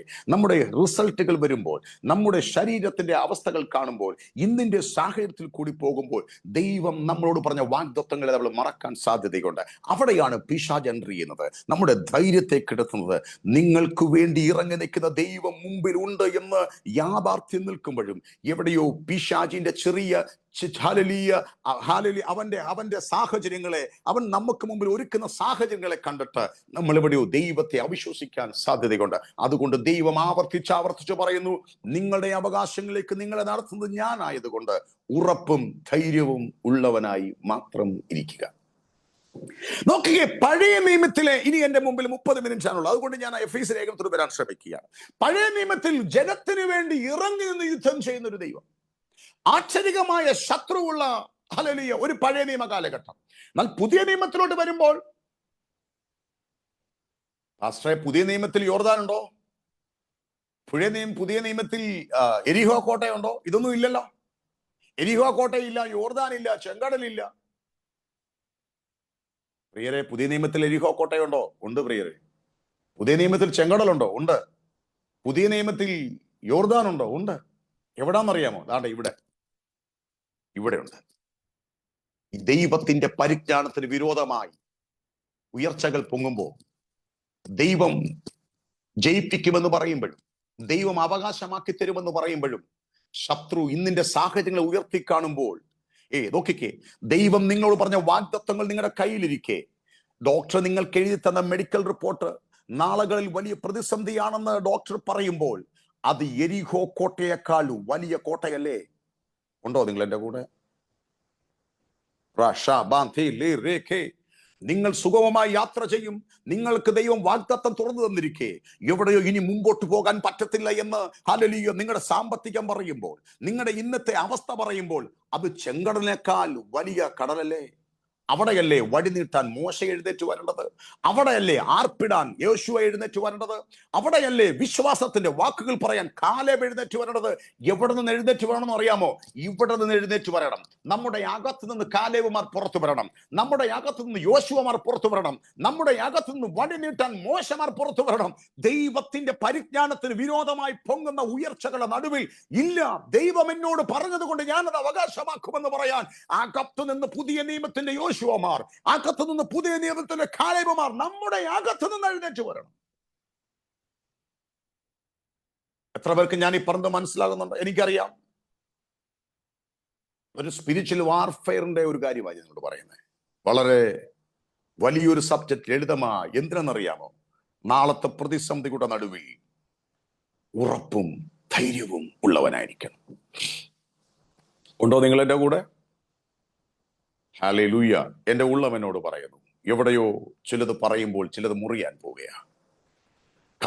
കനാൻ ഒറ്റ നോക്കാൻ 12 പ്രഭുക്കന്മാരെ വിടുമ്പോൾ യോശുവയും കാലേബും ഒഴിച്ച് ബാക്കി എല്ലാവരും നെഗറ്റീവ് റിപ്പോർട്ട് പറയുമ്പോൾ കാലേബും യോശുവയും പറഞ്ഞു, ഇല്ല, നമ്മൾ അവരുടെ മുമ്പിൽ വെട്ടുക്കിളിയെ പോലെയൊക്കെ തോന്നുമെങ്കിലും ദൈവം നമ്മോട് കൂടെ ഉണ്ടെങ്കിൽ നമ്മൾ അത് അവകാശം ആക്കും. എന്തോ വാക്കാതെ, ദൈവം നമ്മുടെ കൂടെയുണ്ട്, നമ്മൾ അത് അവകാശമാക്കും. കണ്ട യാഥാർത്ഥ്യം പറയാനല്ല ദൈവം നമ്മളെ വിളിച്ചേ, ദൈവം പറഞ്ഞ ഹല്ലേലൂയ സത്യങ്ങളെ വിളിച്ചു പറയാണ്. നമ്മുടെ ഇന്നത്തെ യാഥാർത്ഥ്യം വിളിച്ചു പറയുന്നു നമ്മൾ അവകാശമാക്കത്തില്ല, പക്ഷെ ദൈവം പറഞ്ഞ സത്യം നമ്മളോട് പറയുന്നു, അതാണ് ട്രൂത്ത്. ബാക്കി ഒന്നും ട്രൂത്ത് അല്ല പ്രിയരെ, ബാക്കിയെല്ലാം കള്ളങ്ങളാണ്, പിശാച് ഉയർത്തിക്കൊണ്ടുവരുന്ന കള്ളങ്ങളാണ്. പക്ഷെ തമ്പുരാൻ പറഞ്ഞതാണ് സത്യം. ഇന്നിന്റെ മെഡിക്കൽ റിപ്പോർട്ട് നിന്റെ കയ്യിൽ ഇരിക്കുമ്പോൾ, ഹല്ലേലൂയ, അനാഖ്യ മല്ലന്മാരെ കുളിച്ച് കാണിക്കുമ്പോൾ, ഹല്ലേലൂയ, പ്രതിസന്ധിയെ വിളിച്ചു കാണിക്കും, അതിന്റെ നടുവിൽ നിന്ന് ദൈവം നമ്മോട് കൂടെ ഉണ്ടെങ്കിൽ അവകാശമാക്കുമെന്ന് ഉറപ്പോടെ ധൈര്യത്തോടെ നിൽക്കാൻ ഒരുവനുണ്ടെങ്കിൽ ഞാൻ ആത്മാവിൽ പ്രവചിച്ചു പറയാം, ഈ ദിവസങ്ങളിൽ നിങ്ങൾ അതിലേക്ക് കടക്കുകയാണ്. അപ്പോൾ ഞാൻ വായിച്ച ഭാഗത്തിലേക്ക് വരും. പുതിയ നിയമത്തിൽ നമുക്ക് ആശ്ചര്യമായ ശത്രുവില്ല പ്രിയരെ. നമുക്ക് പോരാട്ടമുള്ളത് ജഡരക്തങ്ങളോടല്ല, വാഴ്ചകളോടും അധികാരങ്ങളോടുമാണ്. നമ്മുടെ പോരിന്റെ ആയുധങ്ങളോ ജഡീകങ്ങളല്ല. പഴയ നിയമത്തിൽ ആക്ഷരിക ശത്രുവുണ്ട്, പക്ഷെ പുതിയ നിയമത്തിൽ ആക്ഷരികമായ ശത്രുവില്ല. പുതിയ നിയമത്തിലെ ആക്ഷരികമായ ശത്രു ഇല്ലാത്തത് കൊണ്ട്, പക്ഷെ ശത്രുവുണ്ട്, പക്ഷേ നമ്മുടെ കണ്ണുകൊണ്ട് കാണുന്ന നമ്മുടെ സഹോദരനോ സഹോദരിയല്ല. പുതിയ നിയമത്തിലെ ശത്രു എന്ന് പറയുന്നത് ദുരാത്മലോകവും ദുഷ്ടാത്മസേനയുമാണ്. പോരിന്റെ ആയുധങ്ങളോ ജഡീകങ്ങളല്ല. നമുക്ക് പോരാട്ടമുള്ളത് ജഡരക്തങ്ങളോടുള്ള വാഴ്ചകളോടും അധികാരങ്ങളോടും നമുക്ക് പോരാട്ടമുണ്ട്. വാഴ്ചകളോടും അധികാരങ്ങളോടും പോരാട്ടമുള്ളത് കൊണ്ട് നമ്മുടെ നാച്ചുറൽ തലത്തിലെ ആയുധങ്ങൾ കൊണ്ട് അവയെ അതിജീവിക്കാൻ കഴിയുകയില്ല. അവിടെയാണ് വേദപുസ്തകത്തിൽ വെളിപ്പാടിൽ പൗലോസ് പറഞ്ഞത്, നമ്മുടെ പോരിന്റെ ആയുധങ്ങളോ ജഡീകങ്ങളല്ല, കോട്ടകളെ എടുപ്പാൻ ദൈവസന്നിധിയിൽ ശക്തിയുള്ളവയത്രേ, അവയാൽ നമ്മൾ സങ്കല്പങ്ങളെയും ദൈവത്തിന്റെ പരിജ്ഞാനത്തിന് വിരോധമായി പൊങ്ങുന്ന ഉയർച്ചകളെയും നമ്മൾ ഇടിച്ചു കളയും. കൊരിന്ത്യ ലേഖനത്തിലെ വാക്യമാണ്. അവിടെയാണ് എഫീസ്യ ലേഖനവുമായി ഞാൻ കണക്ട് ചെയ്യുന്നത്. നമ്മൾ വായിച്ച വാക്യം ഇങ്ങനെയാണ്, സ്വർഗത്തിലെ സകല ആത്മീക അനുഗ്രഹത്താലും ക്രിസ്തേശുവിൽ നമ്മെ അനുഗ്രഹിച്ചിരിക്കുന്ന കർത്താവായ യേശു ക്രിസ്തുവിന്റെ ദൈവവും പിതാവുമായവൻ വാഴ്ത്തപ്പെട്ടവൻ. നോക്കി, എഫേസ്യ ലേഖനം 1 മുതൽ 14 അധ്യായങ്ങൾ വരെ നമ്മൾ ക്രിസ്തുവിൽ ആരാണ്, നമ്മൾ ആരാണെന്ന് പറഞ്ഞിട്ട് 15-ാം അധ്യായം മുതൽ അങ്ങോട്ട് 15-ാമത് വാക്യം മുതൽ പറയുന്നു, അതു നിമിത്തം ഞാൻ നിങ്ങൾക്ക് കർത്താവായ യേശുവിലുള്ള വിശ്വാസത്തെയും സകല വിശുദ്ധന്മാരുമുള്ള സ്നേഹത്തെയും കുറിച്ച് കേട്ടിട്ട് നിങ്ങൾക്ക് വേണ്ടി ഇടപെടാതെ സ്തോത്രം ചെയ്തും എൻ്റെ പ്രാർത്ഥനയിൽ നിങ്ങളെ ഓർത്തുകൊണ്ടും നമ്മുടെ കർത്താവായ യേശു ക്രിസ്തുവിന്റെ ദൈവവും മഹത്വമുള്ള പിതാവുമായവൻ നിങ്ങൾക്ക് തന്നെ കുറിച്ചുള്ള പരിജ്ഞാനത്തിൽ ജ്ഞാനത്തിന്റെയും വെളിപ്പാടിന്റെയും ആത്മാവിനെ തരേണ്ടതിനും നിങ്ങളുടെ ഹൃദയദൃഷ്ടി പ്രകാശിച്ചിട്ട് എന്ന് പറഞ്ഞെഴുതിയിരിക്കുന്നു. നോക്കി, ആ വാക്യം ശ്രദ്ധിക്കണം. 15 മുതലുള്ള വാക്യങ്ങൾ, എഫേസ്യ ലേഖനം 1-ാം അധ്യായം 15 മുതലുള്ള വാക്യങ്ങൾ. അതു നിമിത്തം ഞാൻ നിങ്ങൾക്ക് കർത്താവായ യേശുവിലുള്ള വിശ്വാസത്തെയും അതു നിമിത്തം ഞാൻ നിങ്ങൾക്ക് വേണ്ടി പ്രാർത്ഥിക്കുന്നു. ഏതു നിമിത്തം പ്രാർത്ഥിക്കുന്നു? ശ്രദ്ധിക്കണം, അതു നിമിത്തം ഞാൻ നിങ്ങൾക്ക് വേണ്ടി പ്രാർത്ഥിക്കുന്നു. ഏതു നിമിത്തം? മലയാളത്തിൽ, ഇംഗ്ലീഷിലും അങ്ങനെ തന്നെയാണ്. ഈ അതു നിമിത്തം, ആയതുകൊണ്ട്, അതെന്തെന്നാൽ ഇത്യാദി പദങ്ങളെ ബ്രിഡ്ജ് വേർഡ് എന്ന് പറയും. ബ്രിഡ്ജ് വേർഡ് അതായത് മുകളിൽ പറഞ്ഞിരിക്കുന്നതും താഴെ പറയുന്നതുമായ കാര്യങ്ങളെ തമ്മിൽ കണക്ട് ചെയ്യാൻ ഉപയോഗിക്കുന്ന വാക്കുകൾ. ശ്രദ്ധിക്കണം, അതു നിമിത്തം ഞാൻ നിങ്ങൾക്ക് വേണ്ടി പ്രാർത്ഥിക്കുന്നു. അത് ഏതു നിമിത്തം എന്ന് ചോദിച്ചാൽ അത് മനസ്സിലാക്കണമെങ്കിൽ അതിനു മുമ്പിൽ പറഞ്ഞിരിക്കുന്ന കാര്യങ്ങൾ ശ്രദ്ധിക്കണം. ഇപ്പൊ ഞാനും തോമസ് മത്തായി അങ്കിളും കൂടി ഒരു കാര്യം ഞങ്ങൾ മുമ്പേ ഫോണിൽ കൂടി സംസാരിച്ചിട്ടുണ്ട്. ഇപ്പോൾ മീറ്റിംഗ് കഴിയുന്നതിന് മുമ്പ് ഞാൻ അങ്കിളിനോട് പറയുക, അങ്കിളെ ഞാൻ അങ്ങോട്ട് പൊയ്ക്കോട്ടെ, അത് നിമിത്തം ഞാൻ അങ്ങോട്ട് പൊയ്ക്കോട്ടെ എന്ന് പറഞ്ഞാൽ നിങ്ങളെല്ലാം നോക്കിക്കൊണ്ടിരിക്കും. പക്ഷെ അങ്കിളിന് കാര്യം മനസ്സിലാവും, കാരണം ഞങ്ങൾ തമ്മിൽ അതിനു മുമ്പ് സംസാരിച്ചിട്ടുണ്ട്. അപ്പോൾ ബാക്കി എല്ലാവർക്കും അറിയത്തില്ല, പക്ഷെ അത് എന്താണെന്നൊരു കോൺവെർസേഷൻ നടന്നിട്ടുണ്ട്. അതുപോലെ അതു നിമിത്തം ഞാൻ നിങ്ങൾക്ക് വേണ്ടി പ്രാർത്ഥിക്കുന്നു എന്ന് പറയുമ്പോൾ ഏതു നിമിത്തം എന്ന് മനസ്സിലാക്കണമെങ്കിൽ അതിന് മുമ്പോട്ടുള്ള വാക്യം വായിക്കണം. 3 മുതലുള്ള വാക്യങ്ങൾ ഞാൻ വായിക്കാം. ഞാൻ തന്നെ അത് നിങ്ങൾ ശ്രദ്ധിച്ചിരിക്കുക, കാരണം ഒരു അസാധാരണമായ സ്പിരിച്വൽ വാർഫെയറിലേക്കാണ് ഞാൻ നിങ്ങളെ കയറ്റിവിടുന്നത്, അതിന്റെ ജയത്തിലേക്ക്. നോക്കിക്കേ, സ്വർഗത്തിലെ സകല ആത്മീയ അനുഗ്രഹത്താലും നമ്മെ ക്രിസ്തുവിൽ അനുഗ്രഹിച്ചിരിക്കുന്ന നമ്മുടെ കർത്താവായ യേശു ക്രിസ്തുവിന്റെ ദൈവവും പിതാവുമായവൻ വാഴ്ത്തപ്പെട്ടവൻ. അതു നിമിത്തം ഞാൻ നിങ്ങൾക്ക് വേണ്ടി പ്രാർത്ഥിക്കുന്നു. ഉണ്ടോ നിങ്ങൾ എന്റെ കൂടെ? സ്വർഗത്തിലെ സകല ആത്മീയ അനുഗ്രഹത്താലും നിങ്ങൾ അനുഗ്രഹിക്കപ്പെട്ടവരാ, ഇനി ഒന്നുമില്ലാതെ വണ്ണം. പ്രിയരെ, ഞാൻ പുതിയ നിയമത്തിൽ വെളിപ്പാടിൽ പൗലോസ് ഒരു യുദ്ധ മുന്നണിയിലേക്ക് ജനത്തെ ഇറക്കുകയാണ്. പോരാട്ടമുള്ള ദുരാത്മ ലോകത്തിലേക്ക് ഇറക്കുകയാണ്. പഴയ നിയമത്തിൽ ദൈവം കൂടെ ഉണ്ടെന്ന് പറയുകയും ദൈവം അവർക്ക് വേണ്ടി യുദ്ധം ചെയ്യുകയും ചെയ്തതുപോലെ ഇവിടെ പറയുന്നു, നിങ്ങൾ ആരാണെന്നുള്ള ബോധ്യത്തിൽ വേണം നാളെ ഇറങ്ങാൻ. കാരണം യുദ്ധമുണ്ട്, പോരാട്ടമുണ്ട്, പക്ഷെ ജഡരക്തങ്ങളോടല്ല, ദുരാത്മ ലോകത്തോടും വാഴ്ചകളോടുമാണ്. അവിടെ ഹല്ലേലൂയ കയ്യിൽ വാളെടുക്കുകയല്ല, കുന്തമെടുക്കുകയല്ല, നിങ്ങൾ ആരാണെന്നുള്ള ബോധ്യം വേണം. നിങ്ങളുടെ തെരഞ്ഞെടുപ്പ് എന്താന്നുള്ള ബോധ്യം വേണം. നിങ്ങളുടെ വിളി എന്താന്നുള്ള ബോധ്യം വേണം. അവിടെ പറയുന്നു, സ്വർഗത്തിലെ സകല ആത്മീയ അനുഗ്രഹത്താലും നിങ്ങൾ അനുഗ്രഹിക്കപ്പെട്ടവരാ, അതു നിമിത്തം ഞാൻ നിങ്ങൾക്ക് വേണ്ടി പ്രാർത്ഥിക്കുന്നു. നോക്കിക്കേ, അത് കഴിഞ്ഞിട്ട് 6-ാമത്തെ വാക്യം, അതിന്റെ 5-ാമത്തെ വാക്യം പറയുന്നു, നമ്മെ അവനിൽ തിരഞ്ഞെടുക്കുകയും തിരുഹിതത്തിന്റെ പ്രസാദപ്രകാരം യേശുക്രിസ്തു മുഖാന്തരം നമ്മെ ദത്തെടുത്തു. ശ്രദ്ധിക്കണം, യേശുക്രിസ്തു മുഖാന്തരം നമ്മെ ദത്തെടുത്തു. അതു നിമിത്തം ഞാൻ നിങ്ങൾക്ക് വേണ്ടി പ്രാർത്ഥിക്കുന്നു. ഓ റാഷാബാധേ, സ്വർഗത്തിലെ സകല ആത്മീക അനുഗ്രഹത്താലും നിങ്ങൾ അനുഗ്രഹിക്കപ്പെട്ടവരാ, അത് നിമിത്തം ഞാൻ നിങ്ങൾക്ക് വേണ്ടി പ്രാർത്ഥിക്കുക. അത് മാത്രമല്ല കുഞ്ഞുങ്ങളെ, യേശുക്രിസ്തു മുഖാന്തരം നിങ്ങളെ ദത്തെടുത്ത് മക്കളാക്കി തീർത്തു, അത് നിമിത്തം ഞാൻ നിങ്ങൾക്ക് വേണ്ടി പ്രാർത്ഥിക്കുക. ദത്ത്, അഡോപ്ഷൻ എന്ന വാക്ക് നമുക്ക് സുപരിചിതമാണ്. പക്ഷേ നിങ്ങൾക്ക് അമേരിക്കയിൽ മറ്റുള്ള രാജ്യങ്ങൾ എങ്ങനെയാണെന്ന് അറിയത്തില്ല, പക്ഷെ ഇന്ത്യയിൽ ദത്തെടുക്കാൻ ആർക്കും കഴിയുകയില്ല. എല്ലാവർക്കും ദത്തെടുക്കാൻ കഴിയുകയില്ല. ദത്തെടുക്കുന്നതിന് മുമ്പ് എനിക്ക് ആ കുഞ്ഞിനെ വളർത്താൻ പറ്റുമെന്ന് ഞാൻ പ്രൂവ് ചെയ്യണം. എനിക്ക് അതിനുള്ള യോഗ്യതയുണ്ടെന്ന് ഞാൻ തെളിയിക്കണം. എന്റെ കാലശേഷം അല്ലെങ്കിൽ ഞാൻ ജീവിച്ചിരിക്കുമ്പോൾ തന്നെ എന്റെ സ്വത്ത് ആ കുഞ്ഞിന് അവകാശമാണെന്ന് ഞാൻ സമ്മതിക്കണം. എന്റെ ഉള്ളതെല്ലാം ആ കുഞ്ഞിനാണ് എന്ന് ഞാൻ എഴുതി വെക്കണം. എങ്കിൽ മാത്രമേ ഭാരതത്തിൽ, എനിക്ക് തോന്നി എല്ലാ രാജ്യങ്ങളിലും ഒരു കുഞ്ഞിനെ അഡോപ്റ്റ് ചെയ്യാൻ പറ്റത്തുള്ളൂ. ഇവിടെ വെളിപ്പാടിൽ പൗലോസ് പറയുന്നു, നമ്മളെ ദത്തെടുത്തത് നിവൃത്തിയില്ലാത്ത ആരുമല്ല, നമ്മളെ ദത്തെടുത്തത് ഒന്നുമില്ലാത്ത ആളൊന്നുമല്ല, സകലത്തെ ഉള്ളങ്കരത്തിൽ വഹിക്കുന്നവൻ, ഒരൊറ്റ വാക്കിൽ സകലത്തെ ഉളവാക്കിയ അപ്പൻ നമ്മളെ ദത്തെടുത്തു. ഹല്ലേലൂയ. വേദപുസ്തകം പറയും, നിങ്ങൾ മക്കളെങ്കിലോ അവകാശികളും യേശു ക്രിസ്തുവിനോടുകൂടെ കൂട്ടവകാശികളുമാണ്. നോക്കിക്കേ, അപ്പോൾ നമ്മൾ അവകാശികളാണ് എന്നുള്ള ബോധ്യത്തിൽ യുദ്ധമുന്നണിയിലേക്ക് ഇറങ്ങുകയാണ്. സ്വർഗത്തിലെ സകല ആത്മീക അനുഗ്രഹത്താലും നിങ്ങൾ അനുഗ്രഹിക്കപ്പെട്ടവരാണ്, അതു നിമിത്തം ഞാൻ നിങ്ങൾക്ക് വേണ്ടി പ്രാർത്ഥിക്കുന്നു. അതിന്റെ 6-ാമത് വാക്യത്തിന്റെ അവസാനം എങ്ങനെ എഴുതിയിരിക്കുന്നത് നോക്കിക്കേ, സൗജന്യമായി നൽകിയ തന്റെ കൃപാ മഹത്വത്തിന്റെ പുകഴ്ചയ്ക്കായി സ്നേഹത്തിൽ നമ്മെ മുൻനിയമിക്കുകയും ചെയ്തു. നോക്കിക്കേ, സ്വർഗത്തിലെ സകല ആത്മീക അനുഗ്രഹത്താലും നിങ്ങൾ അനുഗ്രഹിക്കപ്പെട്ടവരാ, അതു നിമിത്തം ഞാൻ നിങ്ങൾക്ക് വേണ്ടി പ്രാർത്ഥിക്കുന്നു. നിങ്ങൾ ദത്തെടുക്കപ്പെട്ടവരാ, അതു നിമിത്തം ഞാൻ നിങ്ങൾക്ക് വേണ്ടി പ്രാർത്ഥിക്കുന്നു. നിങ്ങൾ മുൻനിയമിക്കപ്പെട്ടവരാ, അതു നിമിത്തം ഞാൻ നിങ്ങൾക്ക് വേണ്ടി പ്രാർത്ഥിക്കുന്നു. അതിന്റെ 9-ാമത് വാക്യം ഇങ്ങനെ പറയുന്നു, അവനിൽ താൻ മുൻനിർണയിച്ച വ്യക്തിയാണ് നിങ്ങൾ എവിടുന്നോ വന്നു കയറിയതല്ല, എവിടെയോ നിങ്ങൾ ഒരു സുവിശേഷത്തിൽ പോയി കൈപൊക്കി രക്ഷിക്കപ്പെട്ടതല്ല, അല്ലെങ്കിൽ എവിടെയോ വെറുതെ പോയി കർത്താവിനെ വിളിച്ചതല്ല. തമ്പുരാൻ സകല അനുഗ്രഹത്താലും അനുഗ്രഹിച്ചത് കൊണ്ട്, തമ്പുരാൻ നിങ്ങളെ ദത്തെടുത്തത് കൊണ്ട്, കർത്താവ് നിങ്ങളെ മുൻനിയമിച്ചത് കൊണ്ട്, കർത്താവ് നിങ്ങളെ മുൻനിർണയിച്ചത് കൊണ്ട് നിങ്ങൾ കയറി വന്നതാണ്. അതു നിമിത്തം ഞാൻ നിങ്ങൾക്ക് വേണ്ടി പ്രാർത്ഥിക്കുന്നു. അതിന്റെ 11-ാമത് വാക്യം ഇങ്ങനെ പറയുന്നു, നിങ്ങൾ അവകാശം പ്രാപിച്ചു. ഞാൻ ഈ പറഞ്ഞ വാക്യം നിങ്ങൾ വായിക്കണം. 1-ാം അധ്യായം നിങ്ങൾ ആവർത്തിച്ച് വായിക്കണം. അപ്പോൾ നിങ്ങൾ ആരാണെന്നുള്ള ബോധ്യം വരും. നിങ്ങളുടെ പ്രതിസന്ധിയിൽ എങ്ങനെയാണ് നിങ്ങൾ അത് ജീവിക്കേണ്ടത് എന്നൊന്ന് ഒരു പുതിയ നിയമസഭയുടെ സഭയുടെ ആത്മീയ യുദ്ധത്തിലേക്ക് ആത്മാവ് നിങ്ങളെ കടത്തിവിടും. എന്റെ ഉള്ളം എന്നോട് പറയുന്നു, എവിടെയോ പിശാച് ഉയർത്തിക്കൊണ്ടുവരുന്ന വാദമുഖങ്ങളുടെ നടുവിൽ നിങ്ങൾ ആരാണെന്നുള്ള തിരിച്ചറിവിൽ ഇന്ന് പകൽക്കാലം പിശാച് ചിലയിടത്ത് നിന്ന് മാറാൻ പോകുക. ആധരം തുറന്ന് ധൈര്യത്തോടെ ചില വാക്കുകൾ പറയാൻ നിങ്ങളുടെ ആദരത്തെ തമ്പുരാൻ ഇന്ന് പകലിൽ ബലപ്പെടുത്തുകയാണ്. അതിന്റെ 11ാമത് വാക്യം പറയുന്നു, പ്രിയരെ, നിങ്ങൾ അവകാശം പ്രാപിച്ചവരാണ്, ആതുനിമിത്തം ഞാൻ നിങ്ങൾക്ക് വേണ്ടി പ്രാർത്ഥിക്കുന്നു. ഇനി ശ്രദ്ധിക്കണേ, ജാതികളായിരുന്ന ഒരു കൂട്ടത്തോട് വെളിപ്പാടിൽ പൗലോസിൽ കൂടി പരിശുദ്ധാത്മാവ് പറയുന്നു, സ്വർഗത്തിലെ സകല ആത്മീക അനുഗ്രഹത്താൽ നിങ്ങൾ അനുഗ്രഹിക്കപ്പെട്ടവരാ, നിങ്ങൾ ദത്തെടുക്കപ്പെട്ടവരാ, നിങ്ങൾ മുൻനിയമിക്കപ്പെട്ടവരാ, നിങ്ങൾ മുൻനിർണയിക്കപ്പെട്ടവരാ, നിങ്ങൾ അവകാശം പ്രാപിച്ചവരാ. വിശ്വസിക്കാൻ പറ്റുമോ? നിങ്ങൾക്ക് വിശ്വസിക്കാൻ പറ്റുമോ? വിശ്വസിക്കാൻ പറ്റുമോ?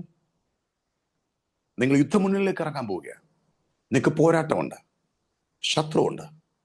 നിൽക്കുമ്പോൾ നിങ്ങൾ പറയണം, അവകാശം പ്രാപിച്ചതാടാ, ഞാൻ മോനാടാ, എന്നെ വെറുതെ വന്നതല്ലടാ, എന്നെ മുൻനിർണയിച്ച് വന്നതാ, എനിക്ക് അവകാശം തന്നതാ. ഇനി ഒന്നുമില്ലാതെ വണ്ണം സ്വർഗത്തിലെ സകല ആത്മീയ അനുഗ്രഹത്താലും ഞാൻ അനുഗ്രഹിക്കപ്പെട്ടവനാ, ഞാൻ ദത്തെടുത്തവനാ. പരിശുദ്ധാത്മാവ് പറഞ്ഞു, നിങ്ങൾക്ക് ഇതൊക്കെ കേൾക്കുമ്പോൾ വിശ്വസിക്കാൻ ബുദ്ധിമുട്ടുണ്ടോ? ഇതൊക്കെ ഇങ്ങനെ പറയുമ്പോൾ നിങ്ങളെക്കുറിച്ചാണ് പറയുന്നതുള്ള ബുദ്ധിമുട്ടുണ്ടോ? അതിന്റെ അവസാന വാക്യത്തിൽ പറഞ്ഞു, ഞാൻ നിങ്ങൾക്ക് അഡ്വാൻസ് തരട്ടെ. നിങ്ങൾക്കിത് വിശ്വസിക്കാൻ ബുദ്ധിമുട്ടുണ്ടെങ്കിൽ ഞാൻ നിങ്ങൾക്ക് അഡ്വാൻസ് തരട്ടെ. അവസാന വാക്യം ഇങ്ങനെ പറയുന്നു, തൻ്റെ സ്വന്തം ജനത്തിന്റെ വീണ്ടെടുപ്പിനു വേണ്ടി തൻ്റെ മഹത്വത്തിന്റെ പുകഴ്ചയ്ക്കായിട്ട് നമ്മുടെ അവകാശത്തിന്റെ അച്ചാരമായ വാഗ്ദത്വത്തിൻ പരിശുദ്ധാത്മാവിനാൽ മുദ്രയിട്ടിരിക്കുന്നു. ഉണ്ടോ നിങ്ങൾ? അച്ചാരം എന്ന വാക്കിന്റെ മലയാള അർത്ഥം അഡ്വാൻസ് എന്നാണ്. അഡ്വാൻസ്.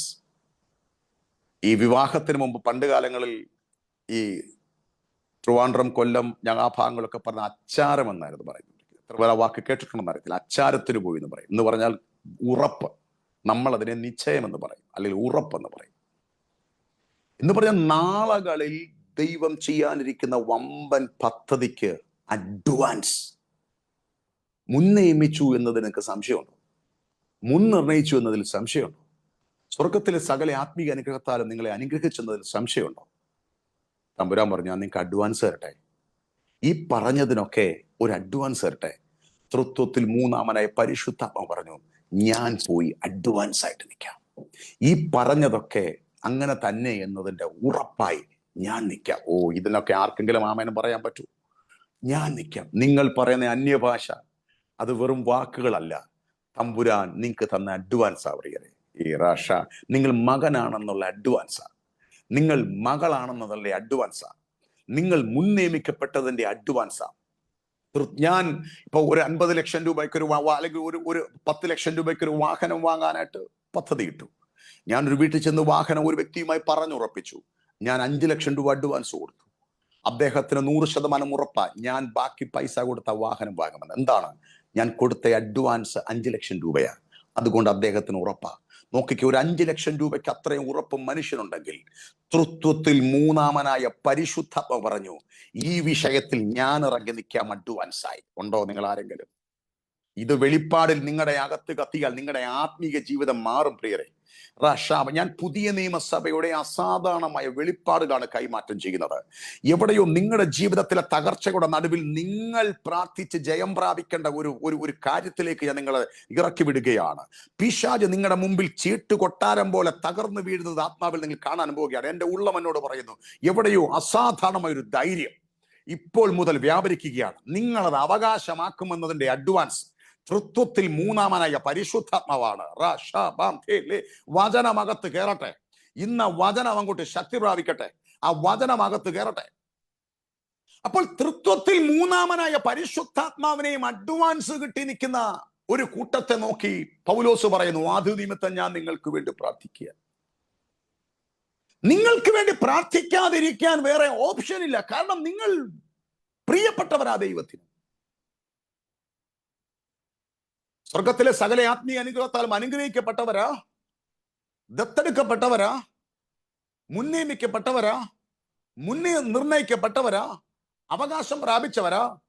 ഇതിനെല്ലാം ഉറപ്പിന് വേണ്ടി വാഗ്ദത്വത്തിൻ പരിശുദ്ധാത്മാവിനാൽ ആത്മാവിനെ അച്ചാരമായി അഡ്വാൻസായി കിട്ടിയവരാ. നിമിത്തം ഞാൻ നിങ്ങൾക്ക് വേണ്ടി പ്രാർത്ഥിക്കുന്നു. ഇനിയാണ് എന്താണ് പ്രാർത്ഥിക്കുന്നത്? പൗലോസ് പറഞ്ഞു, ഇനി എനിക്ക് ഒറ്റ പ്രാർത്ഥനയുള്ളൂ. എന്തോന്നറിയാമോ? നിങ്ങളുടെ ഹൃദയദൃഷ്ടി ഒന്ന് പ്രകാശിക്കണം. എന്താണെന്നറിയാമോ? ഈ പറഞ്ഞ കാര്യങ്ങൾ നിങ്ങളെ ഇങ്ങനെയൊക്കെയാണ് വിളിച്ചതെന്ന് നിങ്ങൾക്കൊന്ന് ബോധ്യം വരണം. നിങ്ങളുടെ വിളിയാനുള്ള ആശ നിങ്ങൾ തിരിച്ചറിയണം. അങ്ങനെയല്ലേ എഴുതിയിരിക്കുന്നത്? അത് നിമിത്തം ഞാൻ നിങ്ങൾക്ക് വേണ്ടി പ്രാർത്ഥിക്കുന്നു. അവിടെ അതിന്റെ 17 മുതലുള്ള വാക്യങ്ങൾ, നിങ്ങളെ ഓർത്തുകൊണ്ട് നമ്മുടെ കർത്താവ് യേശുക്രിസ്തുവിന്റെ ദൈവവും മഹത്വമുള്ള പിതാവുമായവൻ നിങ്ങൾക്ക് തന്നെ കുറിച്ചുള്ള പരിജ്ഞാനത്തിൽ ജ്ഞാനത്തിന്റെയും വെളിപ്പാടിന്റെയും ആത്മാവിനെ തരേണ്ടതിനും നിങ്ങളുടെ ഹൃദയദൃഷ്ടി പ്രകാശിക്കണം. എന്തിനാണെന്നറിയാമോ? നിങ്ങൾ ആരാണെന്നുള്ള തിരിച്ചറിവ് കിട്ടാൻ, നിങ്ങൾ എന്താണെന്നുള്ള ബോധ്യം കിട്ടാൻ. നിങ്ങളുടെ ഹൃദയദൃഷ്ടി പ്രകാശിച്ചാൽ ഇപ്പോൾ ഇരിക്കുന്നത് പോലെ നമുക്ക് തണുത്തിരിക്കാൻ പറ്റത്തില്ല. ഇപ്പോൾ ഇരിക്കുന്നത് പോലെ നമുക്ക് പിശാചിന്റെ മുമ്പിൽ ഭയന്നിരിക്കാൻ പറ്റത്തില്ല.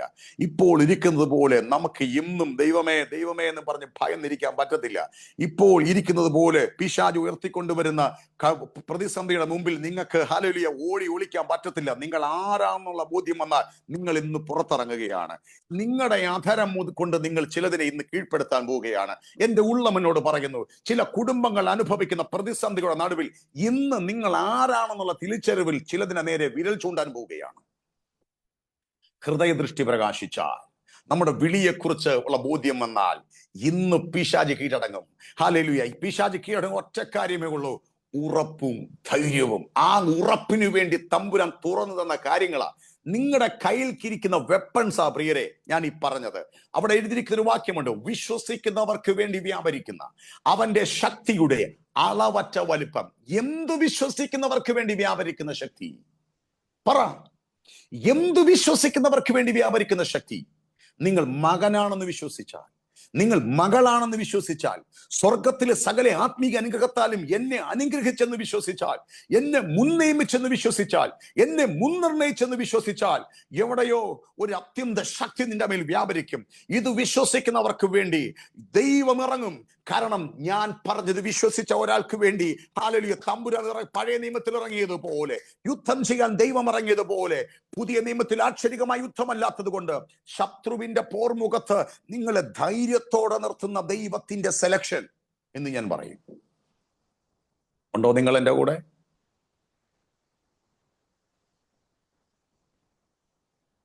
ഇന്ന് ഞാൻ പോരാട്ടത്തെ കുറിച്ചല്ല പറയുന്നത്. ഇന്ന് ഞാൻ ബന്ധനം അഴിയുന്ന കാര്യമല്ല പറയുന്നത്. പോരാട്ടത്തിനും ബന്ധനത്തിനും നിങ്ങളെ ബന്ധിക്കാൻ പറ്റത്തില്ലെന്നാ പറയുന്നത്. ഉണ്ടോ നിങ്ങൾ? പോരാട്ടം അഴിയുന്ന കാര്യമല്ല പറയുന്നത്. പോരാട്ടത്തിന് നമ്മളെ തൊടാൻ പറ്റത്തില്ല. പോരാട്ടത്തിന് നമ്മളെ അടിക്കാൻ പറ്റത്തില്ല. പ്രിയരെ, പഴയ നിയമത്തിൽ സദൃശവാക്യത്തിൽ വാക്യം ഇങ്ങനെ പറഞ്ഞു, ജീവനും മരണവും നാവിന്റെ അധികാരത്തിലിരിക്കുന്നു. ജീവനും മരണവും നാവിന്റെ അധികാരത്തിലിരിക്കുന്നു. നമ്മൾ എങ്ങനെ രക്ഷിക്കപ്പെട്ടെ? ഹൃദയം കൊണ്ട് വിശ്വസിച്ചു, വായ് കൊണ്ട് ഏറ്റുപറഞ്ഞു. ഒന്ന് ശ്രദ്ധിക്കണേ, ഹൃദയം കൊണ്ട് വിശ്വസിച്ചു, വായ് കൊണ്ട് ഏറ്റുപറഞ്ഞു. സകല ഭൂത പ്രേത പിശാചുക്കളും സകല ദുരാത്മലോകവും നമ്മളെ പുറത്ത് വിടത്തില്ല എന്ന് വാദിക്കുന്നതിന്റെ നടുവിൽ, നമ്മളെ നരകത്തിലേക്ക് വിടുമെന്ന് വാദിക്കുന്നതിന്റെ നടുവിൽ നമ്മൾ യേശുവിനെ കുറിച്ച് കേട്ടു. കർത്താവ് മരിച്ചടക്കപ്പെട്ട് നമുക്ക് വേണ്ടി ജീവിക്കുന്ന മനസ്സിലായി. അത് ഹൃദയം കൊണ്ട് വിശ്വസിച്ചു, വായ് കൊണ്ട് ഏറ്റുപറഞ്ഞപ്പോൾ നമ്മൾ രക്ഷിക്കപ്പെട്ടു. ഉണ്ടോ നിങ്ങൾ എൻ്റെ കൂടെ? ഒരിക്കലും പുറത്ത് വിടത്തില്ല എന്ന് ദുരാത്മലോകം പറഞ്ഞതിന് നടുവിൽ നമ്മൾ ഹൃദയം കൊണ്ട് വിശ്വസിച്ചു, വായ് കൊണ്ട് ഏറ്റുപറഞ്ഞപ്പോൾ കൈയെടുത്ത് മാറി നിന്നു നമ്മുടെ അടുത്ത് നിന്ന്. ഉണ്ടോ? നമ്മുടെ ആത്മീയ ജീവിതം ആരംഭിച്ചത് അവിടെയാണ്. ഒരു പാസ്റ്ററും പ്രാർത്ഥിച്ചിട്ടല്ല. പാസ്റ്റർമാർ പ്രാർത്ഥിക്കുന്നതിന് എതിരല്ല, ഞാനും പാസ്റ്ററാണ്. ഒരു പ്രവാചകനും ഹല്ലേലൂയ കൈവച്ചിട്ടല്ല. നമ്മുടെ രക്ഷ തമ്പുരാൻ ഏൽപ്പിച്ചത് നമ്മുടെ ഹൃദയത്തിലും നമ്മുടെ നാവിലും. ആരെങ്കിലും ഒക്കെ ഉണ്ടോ? നമ്മുടെ രക്ഷ തമ്പുരാൻ ഏൽപ്പിച്ചത് നമ്മുടെ അധരത്തിലും നമ്മുടെ ഹൃദയത്തിലും. അങ്ങനാണെങ്കിൽ അന്ന് നമ്മൾ പിശാചിന്റെ സകല ബലത്തെയും ചവിട്ടി നമ്മുടെ നിത്യതയിൽ കയറ്റാൻ, നമ്മളെ സ്വർഗരാജ്യത്തിൽ കയറ്റാൻ, നമ്മളെ രക്ഷിക്കപ്പെടുത്താൻ തമ്പുരാൻ ഉപയോഗിച്ചത് നമ്മുടെ അധരവും നമ്മുടെ നാവുമാണെങ്കിൽ, ഇന്ന് നിങ്ങളായിരിക്കുന്ന ഇടത്ത് ഇത് വിശ്വസിച്ചുകൊണ്ട് ചില വാക്കുകൾ പറഞ്ഞാൽ എൻ്റെ ഉള്ളം എന്നോട് പറയുന്നു, ചില രോഗങ്ങൾ സൗഖ്യമാകാൻ പോവുകയാ. എവിടെയോ ഞാൻ ഇങ്ങനെയാണ്, തമ്പുരാൻ എന്നെ ഇങ്ങനെയാണ് കണ്ടത്.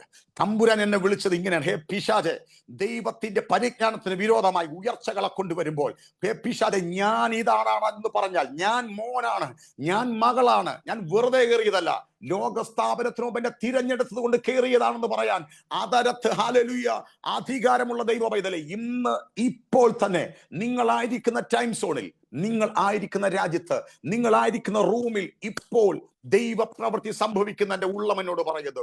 ചിലർ അങ്ങനെ പ്രാർത്ഥിച്ചു തുടങ്ങിയാണ്. ആ പൂജ എന്ന് പറഞ്ഞ ഡിവൈസ് ഉള്ള സിസ്റ്റം പറഞ്ഞു തുടങ്ങിയോ? ജീവനും മരണവും നാവിന്റെ അധികാരത്തിലിരിക്കുന്നു.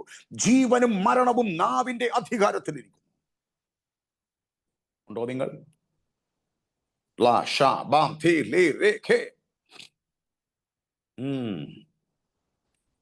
എനിക്കറിയാവുന്ന ഒരു ദൈവദാസനുണ്ട് പ്രിയരെ.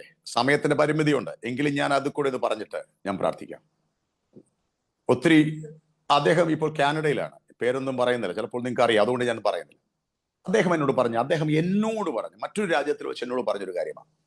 വളരെ ചെറുപ്പത്തിൽ കർത്താവിനെ കണ്ടുമുട്ടു ദൈവദാസൻ 9ാമത്തെ വയസ്സിൽ രക്ഷിക്കപ്പെട്ടു, സ്നാനപ്പെട്ടു, അമ്മയോടൊപ്പം വിശ്വാസത്തിൽ വന്നു.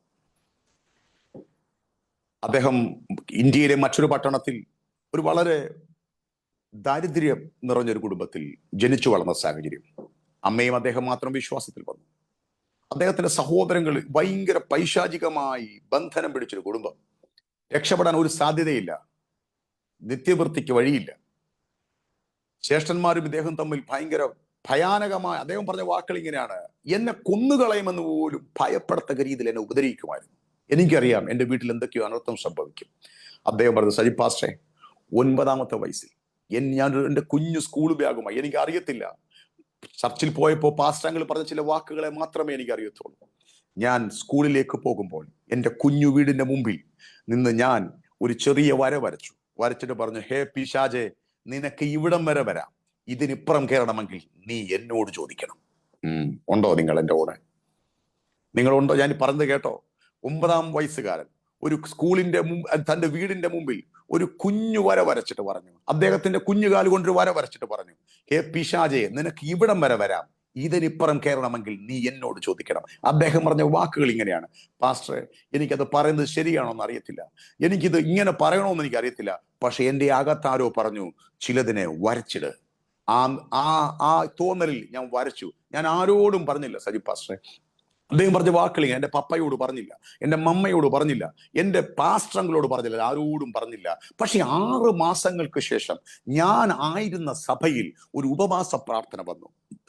അന്ന് കേരളത്തിൽ നിന്ന് ശക്തനായ ഒരു പ്രവാചകൻ വന്നു. ആ പ്രവാചകൻ എൻ്റെ അപ്പന്റെ തലയെ കൈവച്ചിട്ട് പറഞ്ഞു, നിന്റെ കുടുംബത്തെ തകർത്ത് കളയാൻ പിശാചിന് പദ്ധതി ഉണ്ടായിരുന്നു, പക്ഷെ നിന്റെ വീടിന്റെ മുമ്പിൽ കിടക്കുന്ന ഒരു ബൗണ്ടറി ക്രോസ് ചെയ്യാൻ അവന് പറ്റുന്നില്ല. ഉണ്ടോ നിങ്ങൾ എൻ്റെ കൂടെ? നിന്റെ വീടിന്റെ മുമ്പിൽ കിടക്കുന്ന ഒരു ബൗണ്ടറി ക്രോസ് ചെയ്യാൻ പിശാചിന് പറ്റുന്നില്ല. 9 വയസ്സുകാരൻ ആത്മാവിൽ ബോധ്യത്തിൽ വരയ്ക്ക് ചില ദുരാത്മ പദ്ധതികളെ മാറ്റിയിടാൻ പറ്റിയെങ്കിൽ നിങ്ങളായിരിക്കുന്നിടത്ത് ഇന്ന് വിളിച്ചു പറയുന്ന വാക്കുകൾക്ക് സൗഖ്യത്തെ കൊണ്ടുവരാൻ പറ്റും. ഉണ്ടോ നിങ്ങൾ? എനിക്കറിയത്തില്ല എന്താണ് ഇതിൽ സംഭവിക്കുന്നത്. ചില രോഗങ്ങൾ അഴിഞ്ഞു മാറട്ടെ, ചിലർ പുറത്തു വരട്ടെ, ചില ബിസിനസ്സിലെ തകർച്ചകൾ പുറത്തു വരട്ടെ, ചിലർ ആത്മാവിൽ എഴുന്നേൽക്കട്ടെ. നമ്മളെ പോരിന്റെ ആയുധങ്ങൾ ജഡീകങ്ങൾ അല്ല പ്രിയരെ. നമ്മൾ കാണുന്ന ശത്രു അല്ല നമ്മുടെ ശത്രു, അതിന്റെ പിന്നിൽ മറന്നിരിക്കുന്ന ദുരാത്മ പദ്ധതികളെയാണ്. അതിനെ അതിജീവിക്കാൻ നമ്മൾ ആരാണെന്നുള്ള ബോധ്യത്തിൽ ഉറപ്പും ധൈര്യത്തോടും കൂടി മുമ്പോട്ട് പോകാൻ. ഉണ്ടോ നിങ്ങൾ എൻ്റെ കൂടെ? ഹല്ലേലൂയ.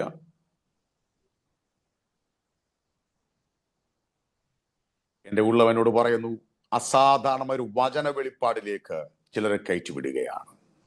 ആ സിന്ധു എന്നെഴുതിയിരിക്കുന്ന ഡിവൈസിൽ സിസ്റ്റർ, നിങ്ങളെ അസാധാരണമായൊരു വചന വെളിപ്പാടിലേക്ക് തമ്പുരാൻ കയറ്റിവിടുകയാണ്. ഈ വചനം നിങ്ങളുടെ അകത്ത് കത്താൻ പോവുകയാണ്. നിങ്ങൾ ഒറ്റയ്ക്കിരിക്കുമ്പോൾ ഈ വചനം നിങ്ങളുടെ അകത്ത് ബ്ലാസ്റ്റ് ആകാൻ പോവുകയാണ്. എവിടെയോ വെളിപ്പാടുകളുടെ തലങ്ങൾ നിങ്ങളുടെ മേൽ തുറന്നു വരികയാണ്. യാചകരെ പോലെ നിൽക്കാനല്ല, അധികാരിയെ പോലെ എഴുന്നേൽക്കാനുള്ളൊരു ദൈവകൃപ ഇപ്പോൾ നിങ്ങൾ ആയിരിക്കുന്നിടത്ത് പകരപ്പെടുകയാണ്. നിങ്ങൾ അനുഭവിക്കുന്ന മെന്റൽ സ്ട്രഗിളുകളിൽ നിന്ന് നിങ്ങൾ പുറത്തു വരികയാണ്. യേശുവിന്റെ നാമത്തിൽ ഇതിനകത്ത് സൗഖ്യങ്ങൾ സംഭവിക്കട്ടെ. വിവിധ ടൈം സോണുകൾ, എനിക്കറിയാം ഇതിനകത്തൊരു വലിയ കൂട്ടം ജോയിൻ ചെയ്തിട്ടുണ്ട്. ഞാൻ ഇന്ന് നിങ്ങൾക്ക് വേണ്ടി പ്രാർത്ഥിക്കുന്നതിനപ്പുറം എൻ്റെ ഉള്ളിൽ ആരോ പറയുന്നു, നിങ്ങൾ പ്രാർത്ഥിച്ചു തുടങ്ങുകയാണ്. ഇതിനകത്ത് നിങ്ങൾ പ്രാർത്ഥിച്ചു തുടങ്ങുകയാണ്. എവിടെയോ നമ്മൾ ആരാണെന്നുള്ള ബോധ്യത്തിൽ നമ്മൾ വെറുതെയല്ല പ്രാർത്ഥിക്കുന്നത് പ്രിയരെ. നമ്മൾ മക്കളായതുകൊണ്ടാണ് പ്രാർത്ഥിക്കുന്നത്, നമ്മൾ അധികാരിയായതുകൊണ്ടാണ് പ്രാർത്ഥിക്കുന്നത്, നമ്മൾ അവകാശിയായതുകൊണ്ടാണ് പ്രാർത്ഥിക്കുന്നത്, നമ്മൾ തെരഞ്ഞെടുക്കപ്പെട്ടവരായതുകൊണ്ടാണ് പ്രാർത്ഥിക്കുന്നത്. ഇതിനൊക്കെ അഡ്വാൻസായി പരിശുദ്ധാത്മാവിനെ തന്നതുകൊണ്ടാണ് പ്രാർത്ഥിക്കുന്നത്. ഉണ്ടോ നിങ്ങൾ? ജീസസ്. ദേവദാസ, ഞാനൊരു 5 മിനിറ്റ് കൂടി എടുത്തോട്ടെ? ഒരു കുഴപ്പമില്ല പാസ്റ്ററെ. Okay, thank you. പ്രിയരെ, ഒരു കാര്യം കൂടി പറഞ്ഞിട്ട് ഞാൻ കൺക്ലൂഡ് ചെയ്ത് പ്രാർത്ഥിക്കാം. പഴയ നിയമത്തിൽ യുദ്ധം ചെയ്യാൻ അവരുടെ കൂടെ ഇറങ്ങി നിൽക്കുന്ന ഒരു ദൈവത്തെ നമ്മൾ കണ്ടു. പ്രിയരെ, പുതിയ നിയമത്തിലും ആശ്ചര്യമായ യുദ്ധം നമുക്ക് വേണ്ടി ചെയ്തത്, ആത്മലോകത്തിൽ നമുക്ക് വേണ്ടി ചെയ്തത് തമ്പുരാൻ തന്നെയാ. പ്രിയരെ, ഏദൻ തോട്ടത്തിൽ കിടക്കുന്ന ഒരു പ്രവചനമുണ്ട്. അതിലേക്ക് എത്തുന്നതിന് മുമ്പ് നോക്കിക്കേ, ഉൽപ്പത്തി പുസ്തകം 1-ാം അധ്യായം അല്ലെങ്കിൽ ഉൽപ്പത്തി പുസ്തകം വായിക്കുമ്പോൾ ദൈവത്തിന്റെ സ്വരൂപത്തിലും സാദൃശ്യത്തിലും മനുഷ്യനെ സൃഷ്ടിച്ചു. ദൈവത്തിന്റെ ഹൃദയത്തിലെ പദ്ധതി പ്രകാരം മണ്ണുകൊണ്ട് മനുഷ്യനെ, ആദമനെ ഉണ്ടാക്കി. അവനെ വാഴാനും നിറയാനുമാക്കി, തോട്ടത്തിലാക്കി. എന്നാൽ ഒരു പ്രഭാതത്തിൽ പിശാച് വന്ന് ദൈവത്തിന്റെ പദ്ധതി മുഴുവനും തകർത്ത് കളഞ്ഞു. അവനെ തോട്ടത്തിൽ നിന്ന് പുറത്താക്കി. ശ്രദ്ധിക്കണേ, ആ വാക്കുകൾ ശ്രദ്ധിക്കണേ. പിശാച് വന്ന് ആദമനിൽ പാപം കയറ്റി, അവനെ മകൻ എന്ന പൊസിഷനിൽ തള്ളി, അവനെ പുറത്താക്കി. പിശാച് ദൈവത്തോട് പറഞ്ഞിട്ടുണ്ടാവാം, എന്റെ ചിന്തയാണേ, നിന്റെ പദ്ധതിയായിരുന്നല്ലോ മനുഷ്യൻ, നിന്റെ പദ്ധതിയായിരുന്നല്ലോ വാഴാൻ വേണ്ടി മനുഷ്യനെ ആക്കിയത്, ഞാൻ എല്ലാം തകർത്ത് കളഞ്ഞു, നിന്റെ പദ്ധതിയെല്ലാം ഞാൻ തകർത്ത് കളഞ്ഞു എന്ന്. അടുത്ത് നീ എന്ത് ചെയ്യുമെന്ന് വെച്ച് താടിയിൽ കൈ കൊടുത്തിരിക്കുന്ന ഒരു ദൈവത്തെ ഞാൻ ഈ വേദപുസ്തകത്തിൽ കണ്ടില്ല. പ്രിയരെ, ദൈവത്തിന്റെ പദ്ധതിയെല്ലാം, എന്റെ പദ്ധതിയെല്ലാം തകർന്നു പോയല്ലോ എന്ന് വെച്ച് ഇനി എന്ത് ചെയ്യുന്നു വെച്ച് താടിയിൽ കൈ കൊടുത്തിരിക്കുന്ന ഒരു ദൈവത്തെ ഞാൻ ഈ വേദപുസ്തകത്തിൽ കണ്ടില്ല. തൊട്ടടുത്ത നിമിഷം തമ്പുരാൻ പറഞ്ഞു, സ്ത്രീയുടെ സന്തതി സർപ്പത്തിന്റെ തലയെ തകർക്കും. ഹേ പിശാച, നീ ചിന്തിക്കുന്നുണ്ടോ എന്റെ പദ്ധതി തകർന്നു പോയിന്ന്? ഞാൻ എന്താ ചെയ്യാൻ പോകുന്നതെന്ന് നീ കാണാൻ പോകുന്നതേ ഉള്ളൂ. ഉണ്ടോ നിങ്ങൾ? ഞാൻ എന്താണ് ചെയ്യാൻ പോകുന്നതെന്ന് നീ കാണാൻ പോകുന്നതേ ഉള്ളൂ. നീ ചിന്തിക്കുന്നുണ്ടോ എന്റെ പദ്ധതി തകർന്നെന്ന്? ഇല്ലില്ലില്ല, ഞാൻ എന്താ ചെയ്യാൻ പോകുന്നതെന്ന് നീ അറിയാൻ പോകുന്നതേ ഉള്ളൂ. അവിടെ മുതൽ തമ്പുരാൻ പഴയ നിയമത്തിൽ മുഴുവനും പ്രവചനങ്ങൾ മിശിഹായെ കുറിച്ച് അങ്ങ് നിറച്ചു. സ്ത്രീയുടെ സന്തതി സർപ്പത്തിന്റെ തലയെ തകർക്കും, അവൻ അത്ഭുത മന്ത്രി, അവൻ വീരനായ ദൈവം, അവൻ കന്യകയിൽ ജനിക്കും, അവൻ ഇമ്മാനുവേൽ എന്ന് പേരാകും, അവൻ നസ്രേത്തിൽ വളരും, അവൻ ബേത്ലഹേമിൽ ജനിക്കും. കണ്ടോ? ഇങ്ങനെ കൃത്യമായി പറഞ്ഞിട്ട് പറഞ്ഞു, ഇതാ എന്റെ പദ്ധതി, നിനക്ക് തടയാൻ പറ്റുമെങ്കിൽ നീ തട. ഉണ്ടോ നിങ്ങൾ ആത്മാവിൽ ആ ദൂതുകൾ എടുക്കണേ. നിന്റെ പദ്ധതിയെ തകർത്തെന്ന് പറഞ്ഞ പിശാചിനോട് ദൈവത്തിന് പറയാനുള്ളൂ, ഇതാ എന്റെ പദ്ധതി, നിനക്ക് തടയാൻ പറ്റുമെങ്കിൽ തട. ഒരു യുദ്ധവീരനെ പോലെ മുൻകൂട്ടി പറഞ്ഞ് കാര്യങ്ങളെ ചെയ്യുന്ന തമ്പുരാനെ കണ്ടോ? ഈ കാൽവറി ക്രൂശിൽ സുവിശേഷങ്ങളിൽ മത്തായി, മർക്കോസ്, ലൂക്കോസ് ഒക്കെ എഴുതിയത് അവൻ അലറിക്കരഞ്ഞ് കർത്താവ് പ്രാണനെ വിട്ടെന്നു, അല്ലെങ്കിൽ പിതാവേ എന്റെ പ്രാണനെ തൃക്കരങ്ങളിൽ ഏൽപ്പിക്കുന്നു എന്ന് പറഞ്ഞ് പ്രാണനെ ഏൽപ്പിച്ചു കൊടുത്തു എന്നൊക്കെയാണ്. പക്ഷെ വെളിപ്പാടിൽ പൗലോസ് പറഞ്ഞു, അങ്ങനെയാണ് നിങ്ങൾ കണ്ടതെങ്കിലും അതല്ല സത്യം, സത്യം വേറെയാ.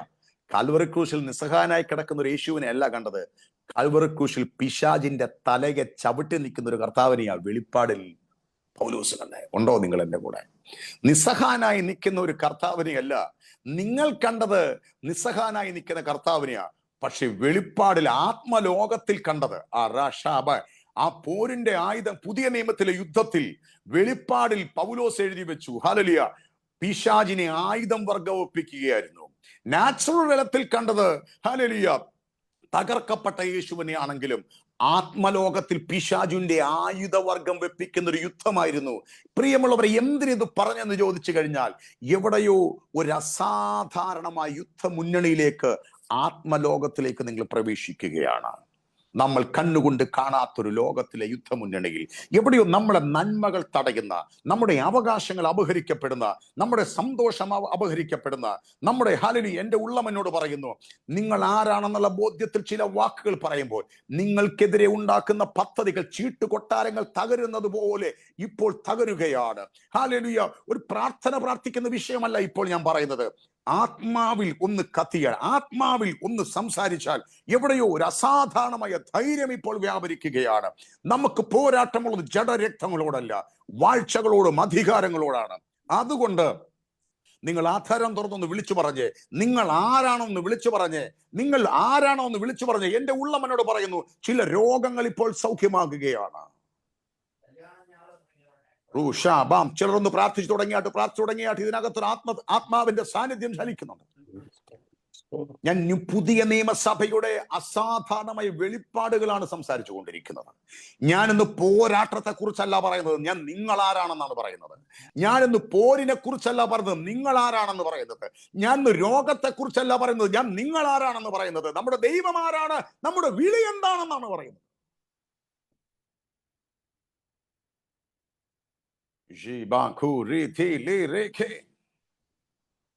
ഹല്ലേലൂയ. ആ ലാലി കോശി എന്നെഴുതിയിരിക്കുന്ന ഡിവൈസ് ലാൻഡി എന്റെ ഉള്ളവനോട് പറയുന്നു, ആ ഭയത്തിൽ നിന്ന് കർത്താവ് പുറത്തു കൊണ്ടുവരികയാണ്. ആ ഭയത്തിൽ നിന്ന് പുറത്തു കൊണ്ടുവരികയാണ്. എവിടെയോ നാളുകളെ കുറിച്ചുള്ള അകാരണമായ ഭയം ഇപ്പോൾ ധൈര്യം വ്യാപരിക്കുകയാണ്. ആത്മാവിൽ പ്രവചിച്ചു പറയുന്നത്, ഉറപ്പും ധൈര്യവുമുള്ളവനായിരിക്കുക. ഇന്ന് പകലിൽ ഈ കൂട്ടത്തിന്റെ നടുവിലേക്ക് ഏകദേശം 78 ഡിവൈസിലായി കയറിയിരിക്കുന്ന പ്രിയപ്പെട്ടവരെ, നാളുകൾ ഈ മീറ്റിംഗ് ഏതെങ്കിലും തരത്തിൽ റെക്കോർഡ് ചെയ്യപ്പെട്ട് കേൾക്കുന്നു. ഞാൻ നിങ്ങളോട് പറയാൻ ഒറ്റ കാര്യമേ ഉള്ളൂ, നമ്മൾ ആരാണെന്നുള്ള ബോധ്യത്തിൽ ഒരു ആത്മയുദ്ധത്തിലേക്ക് കയറുക. പിശാചിന്റെ വലിപ്പം പറയാനല്ല, എരിഹോ കോട്ടയുടെ വലിപ്പം പറയാനല്ല നമ്മളെ വിളിച്ചത്. നമ്മളും നമ്മുടെ കർത്താവും ആരാണെന്ന് പറയാനാണ്. ഉണ്ടോ നിങ്ങൾ എന്റെ കൂടെ? ഒന്ന് നെഞ്ച് നിവർന്ന് നിന്നാൽ തീരുന്ന പ്രശ്നമേ ഉള്ളൂ നമുക്ക്. ഉണ്ടോ? കൂഹിന്റെ കർത്താവ് ഒന്ന് നെഞ്ച് നിവർന്ന്, ഞാനാണ്, അധികാരിയാണ്, എന്റെ തമ്പുരാൻ എന്നെ വിളിച്ചതാണെന്ന് പറഞ്ഞൊന്ന് നിന്നാൽ ഓടുന്ന ശത്രുവെ നമുക്കുള്ളൂ പ്രിയരെ. എന്റെ പ്രിയരെ, ഞാനിങ്ങനെ സാധാരണ പറഞ്ഞൊരു വാക്കുണ്ട്, പിശാചിന്റെ മെഡിക്കൽ റിപ്പോർട്ട് എഴുതി എന്റെ വേദപുസ്തകം പറയുന്നു അവൻ തല തകർന്നവനാണ്. അല്ലെ? പിശാചിന്റെ സ്കാനിങ് റിപ്പോർട്ട് എഴുതിയ ആ വാക്കുകൾ തെറ്റിദ്ധരിക്കല്ലേ. എന്റെ വേദപുസ്തകം എന്നോട് പറയുന്നു അവൻ തല തകർന്നവനാണെന്ന്. അവനുമായിട്ടാണ് അധികാരിയായ നമ്മുടെ യുദ്ധം. അവന്റെ തല തകർന്നതാ പ്രിയരെ. ഇന്ന് ചിലതിന് അതിരിടാൻ, ഇന്ന് ചിലതിനോട് കൽപ്പിക്കാൻ, ഇന്ന് ചിലതിനോട് ഹല്ലേലൂയ മാറി നിൽക്കാൻ പറയാൻ, ആ രോഗത്തോട്, ആ കടഭാരത്തോട്, കുടുംബ തകർച്ചകളോട് മാറി നിൽക്കാൻ പറയാൻ അകത്ത് ബോധ്യമുള്ള ആരെങ്കിലും ഒക്കെ ഉണ്ടെങ്കിൽ തമ്പുരാൻ നിന്നെ നോക്കി പറയും, നീ ഒരു പരാക്രമശാലിയാ. അവകാശത്തെ മുഴുവനും മിഥ്യാനർ കൊണ്ടുപോകുന്ന നടുവിൽ എന്റെ അവകാശം വിട്ടുതരത്തില്ല എന്ന് പറഞ്ഞൊരു ഗിതയാനോ നോക്കി തമ്പുരാൻ വിളിച്ചു, അല്ലയോ പരാക്രമശാലിയെ. ഈ കൂട്ടത്തിൽ ഈ ഡിവൈസിൽ ആരൊക്കെയോ നോക്കി തമ്പുരാൻ എന്ന് വിളിക്കുകയാണ്, സ്വർഗം വിളിക്കുകയാണ്, പരാക്രമശാലി, പരാക്രമശാലി. ഞാനൊരു താൽക്കാലിക ആശ്വാസത്തിന്റെ ദൂതല്ല പറയുന്നത്, നിത്യത വരെ ധൈര്യത്തോടെ നിൽക്കാൻ പറ്റിയ പുതിയ നിയമസഭയുടെ വെളിപ്പാടുകളാണ് ഇന്ന് ഞാൻ കൈമാറുന്നത്. ഉറപ്പും ധൈര്യവും ഉള്ളവൻ ആയിരിക്കണം. ഞാൻ നിങ്ങൾക്ക് വേണ്ടി പ്രാർത്ഥിക്കാൻ പോവുകയാണ്.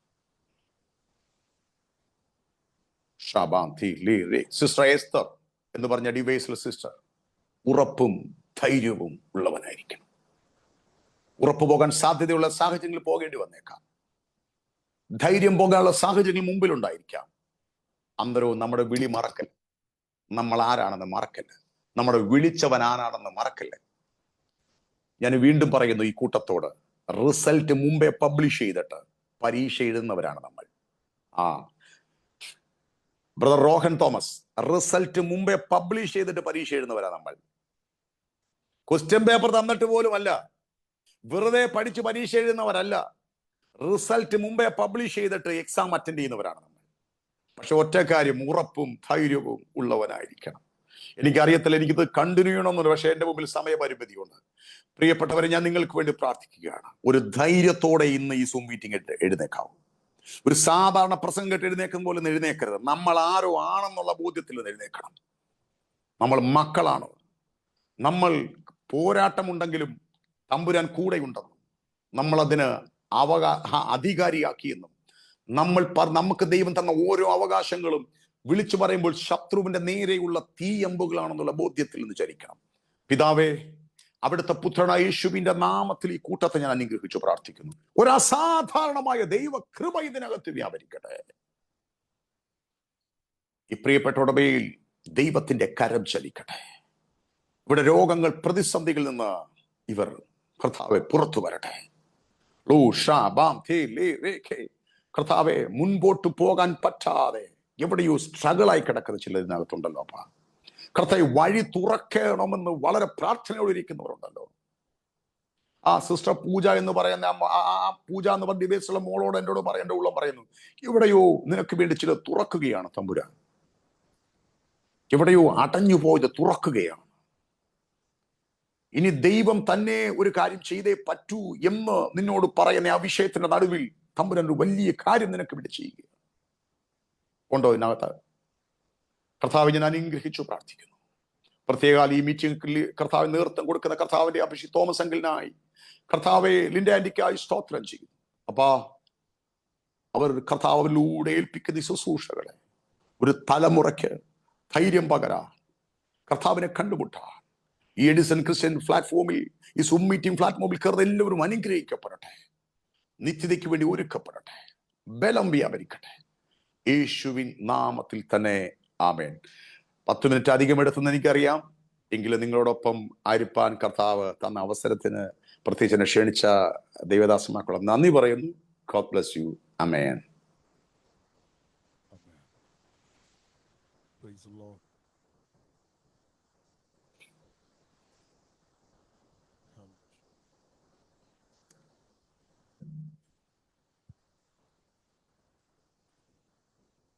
Praise the Lord. Hallelujah. കർത്താവിൻ്റെ നല്ല നാമം വാഴ്ത്തപ്പെടട്ടെ. വളരെ അനുഗ്രഹിക്കപ്പെട്ട നിലയിൽ പരിശുദ്ധാത്മാവ് നമ്മോട് സംസാരിക്കാനിടയായി. ദൈവത്തിൻ്റെ വലിയ സാന്നിധ്യം വളരെ ശക്തമേറിയ നിലയിൽ നമുക്ക് തിരിച്ചറിഞ്ഞുകൊണ്ട് നാം ആരാണ് എന്ന ബോധ്യത്തിൽ ദൈവത്തെ മഹത്വപ്പെടുത്തുവാൻ കർത്താവ് കൃപ ചെയ്തല്ലോ.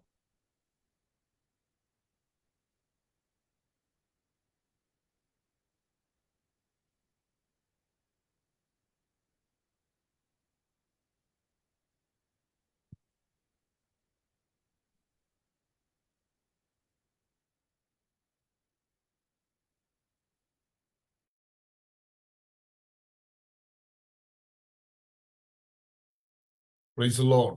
കേൾക്കാൻ കഴിയുന്നുണ്ടോ? യെസ്. വളരെ ആഴമേറിയ ദൈവിക വെളിപ്പാടുകൾ നമുക്ക് കേൾപ്പാനിടയായി. നാം ആരായിരിക്കണം എന്നിത്യാദി കാര്യങ്ങളാണ് ദൈവത്തിന്റെ ആത്മാവ് നമ്മോട് സംസാരിച്ചത്. സ്വർഗത്തിലെ സകല ആത്മീക അനുഗ്രഹത്താലും നമ്മെ ക്രിസ്തുവിൽ അനുഗ്രഹിച്ചിരിക്കുന്ന നമ്മുടെ കർത്താവായ യേശു ക്രിസ്തുവിന്റെ ദൈവവും പിതാവുമായവൻ വാഴ്ത്തപ്പെട്ടവൻ. നിശ്ചയമായും നാം ആരെന്ന ബോധ്യം തിരിച്ചറിഞ്ഞുകൊണ്ട് ഈ ദിവസങ്ങളിൽ നമുക്ക് മുന്നേറാം. കർത്താവിന്റെ വലിയ കൃപ നമ്മുടെ മേൽ അതിശക്തമായി പകരട്ടെ. ദൈവത്തിന്റെ വലിയ സാന്നിധ്യം നമ്മുടെ നടുവിൽ നിലനിൽക്കട്ടെ. യുദ്ധം യഹോവയ്ക്കുള്ളത്, വിജയം നമുക്കുള്ളത്, പരാജയം സാത്താനുള്ളത്. വീണ്ടും ആ പദം ഞാൻ ആവർത്തിക്കുന്നു. യുദ്ധം യഹോവയ്ക്കുള്ളത്, വിജയം നമുക്കുള്ളത്, പരാജയം സാത്താനുള്ളത്. ഈ പകലിൽ ഞാൻ ആരെന്ന തിരിച്ചറിവോടുകൂടെ ഒരാത്മീക യുദ്ധത്തിലേക്ക് സ്വർഗം നമ്മെ കൈപിടിക്കുമ്പോൾ ദൈവം കൽപ്പിച്ചിരിക്കുന്ന സകല ആത്മീക അനുഗ്രഹം നമ്മുടെ മേൽ പകരേണ്ടതിന് ഏൽപ്പിച്ചു കൊടുക്കാൻ നമുക്ക് ഒരുമിച്ച് പ്രാർത്ഥിക്കാം. ഞങ്ങളുടെ ദൈവമേ, സ്വർഗീയ പിതാവേ, തിരുനാമത്തിന് നന്ദിയോടെ സ്തോത്രം ചെയ്യുന്നു. അവിടുത്തെ പുത്രൻ ഞങ്ങളുടെ രക്ഷകനുമാകുന്ന യേശുക്രിസ്തുവിൻ നാമത്തിൽ ഈ സമയം ഞങ്ങൾക്ക് ഒരുമിച്ച് കർത്തൃപാദപീഠത്തിലായിരിക്കാൻ കർത്താവ് അവിടെ നിന്ന് ഒരുക്കിയ നല്ല അവസരങ്ങൾക്കായി സ്തോത്രം ചെയ്യുന്നു. വിശേഷാൽ ദാസനിലൂടെ ദൈവത്തിന്റെ ആത്മാവ് ഞങ്ങളോട് സംസാരിച്ച ദൈവകൃപകൾക്കായി, നല്ല വചനത്തിനായി സ്തോത്രം. വ്യക്തിപരമായി പരിശുദ്ധാത്മാവ് ജനത്തെ സ്പർശിച്ചതിനായി നന്ദി പറയുന്നു. ഞങ്ങൾ ആരാണ്, ക്രിസ്തുവിൽ ആരെന്ന ഉത്തമ ബോധ്യത്തോടുകൂടെ നിത്യത വരം നിലനിൽക്കുന്ന ആത്മീക വെളിപ്പാടുകൾ സ്വർഗം ഞങ്ങൾക്ക് അവിടെ നിന്ന് നൽകിയല്ലോ. ഓർത്ത് ഞങ്ങൾ നന്ദി പറഞ്ഞ് പ്രാർത്ഥിക്കുന്നു. ഇത് കേട്ട എല്ലാ പ്രിയപ്പെട്ടവരെയും കർത്താവ് ഇവിടെ നിന്ന് അനുഗ്രഹിച്ച് ആശീർവദിക്കണം. വിശേഷാൽ ഞങ്ങൾ ഈ മീറ്റിംഗ് പ്രാർത്ഥിച്ച് തുടങ്ങി അല്പസമയം കഴിയുമ്പോൾ തന്നെ മധ്യസ്ഥ പ്രാർത്ഥനയിൽ ഞങ്ങൾ പ്രാർത്ഥിച്ച നിരവധി വിഷയങ്ങളുണ്ട്. അതിൽ കർത്താവ് ഞങ്ങൾ പ്രാർത്ഥിച്ചൊരു വിഷയമാണല്ലോ സുസുലേയ അനീഷിന്റെ വിഷയം.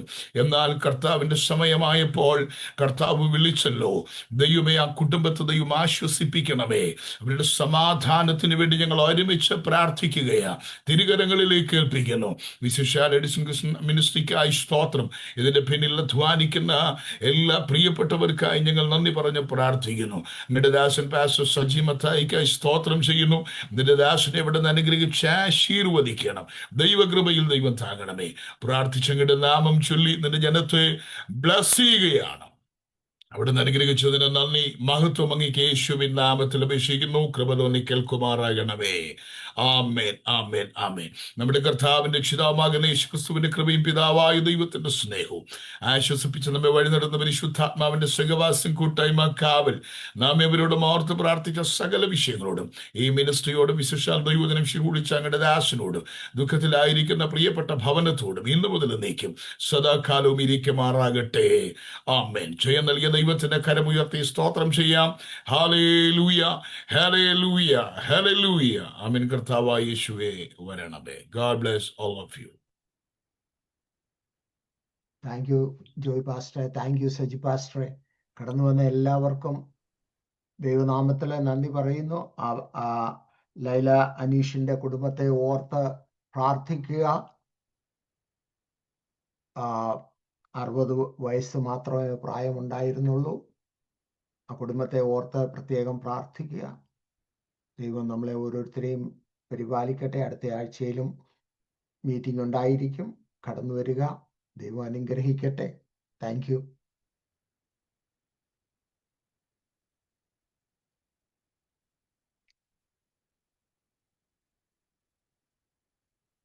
റോയ് പാസ്റ്ററെ, thank you. Praise the Lord.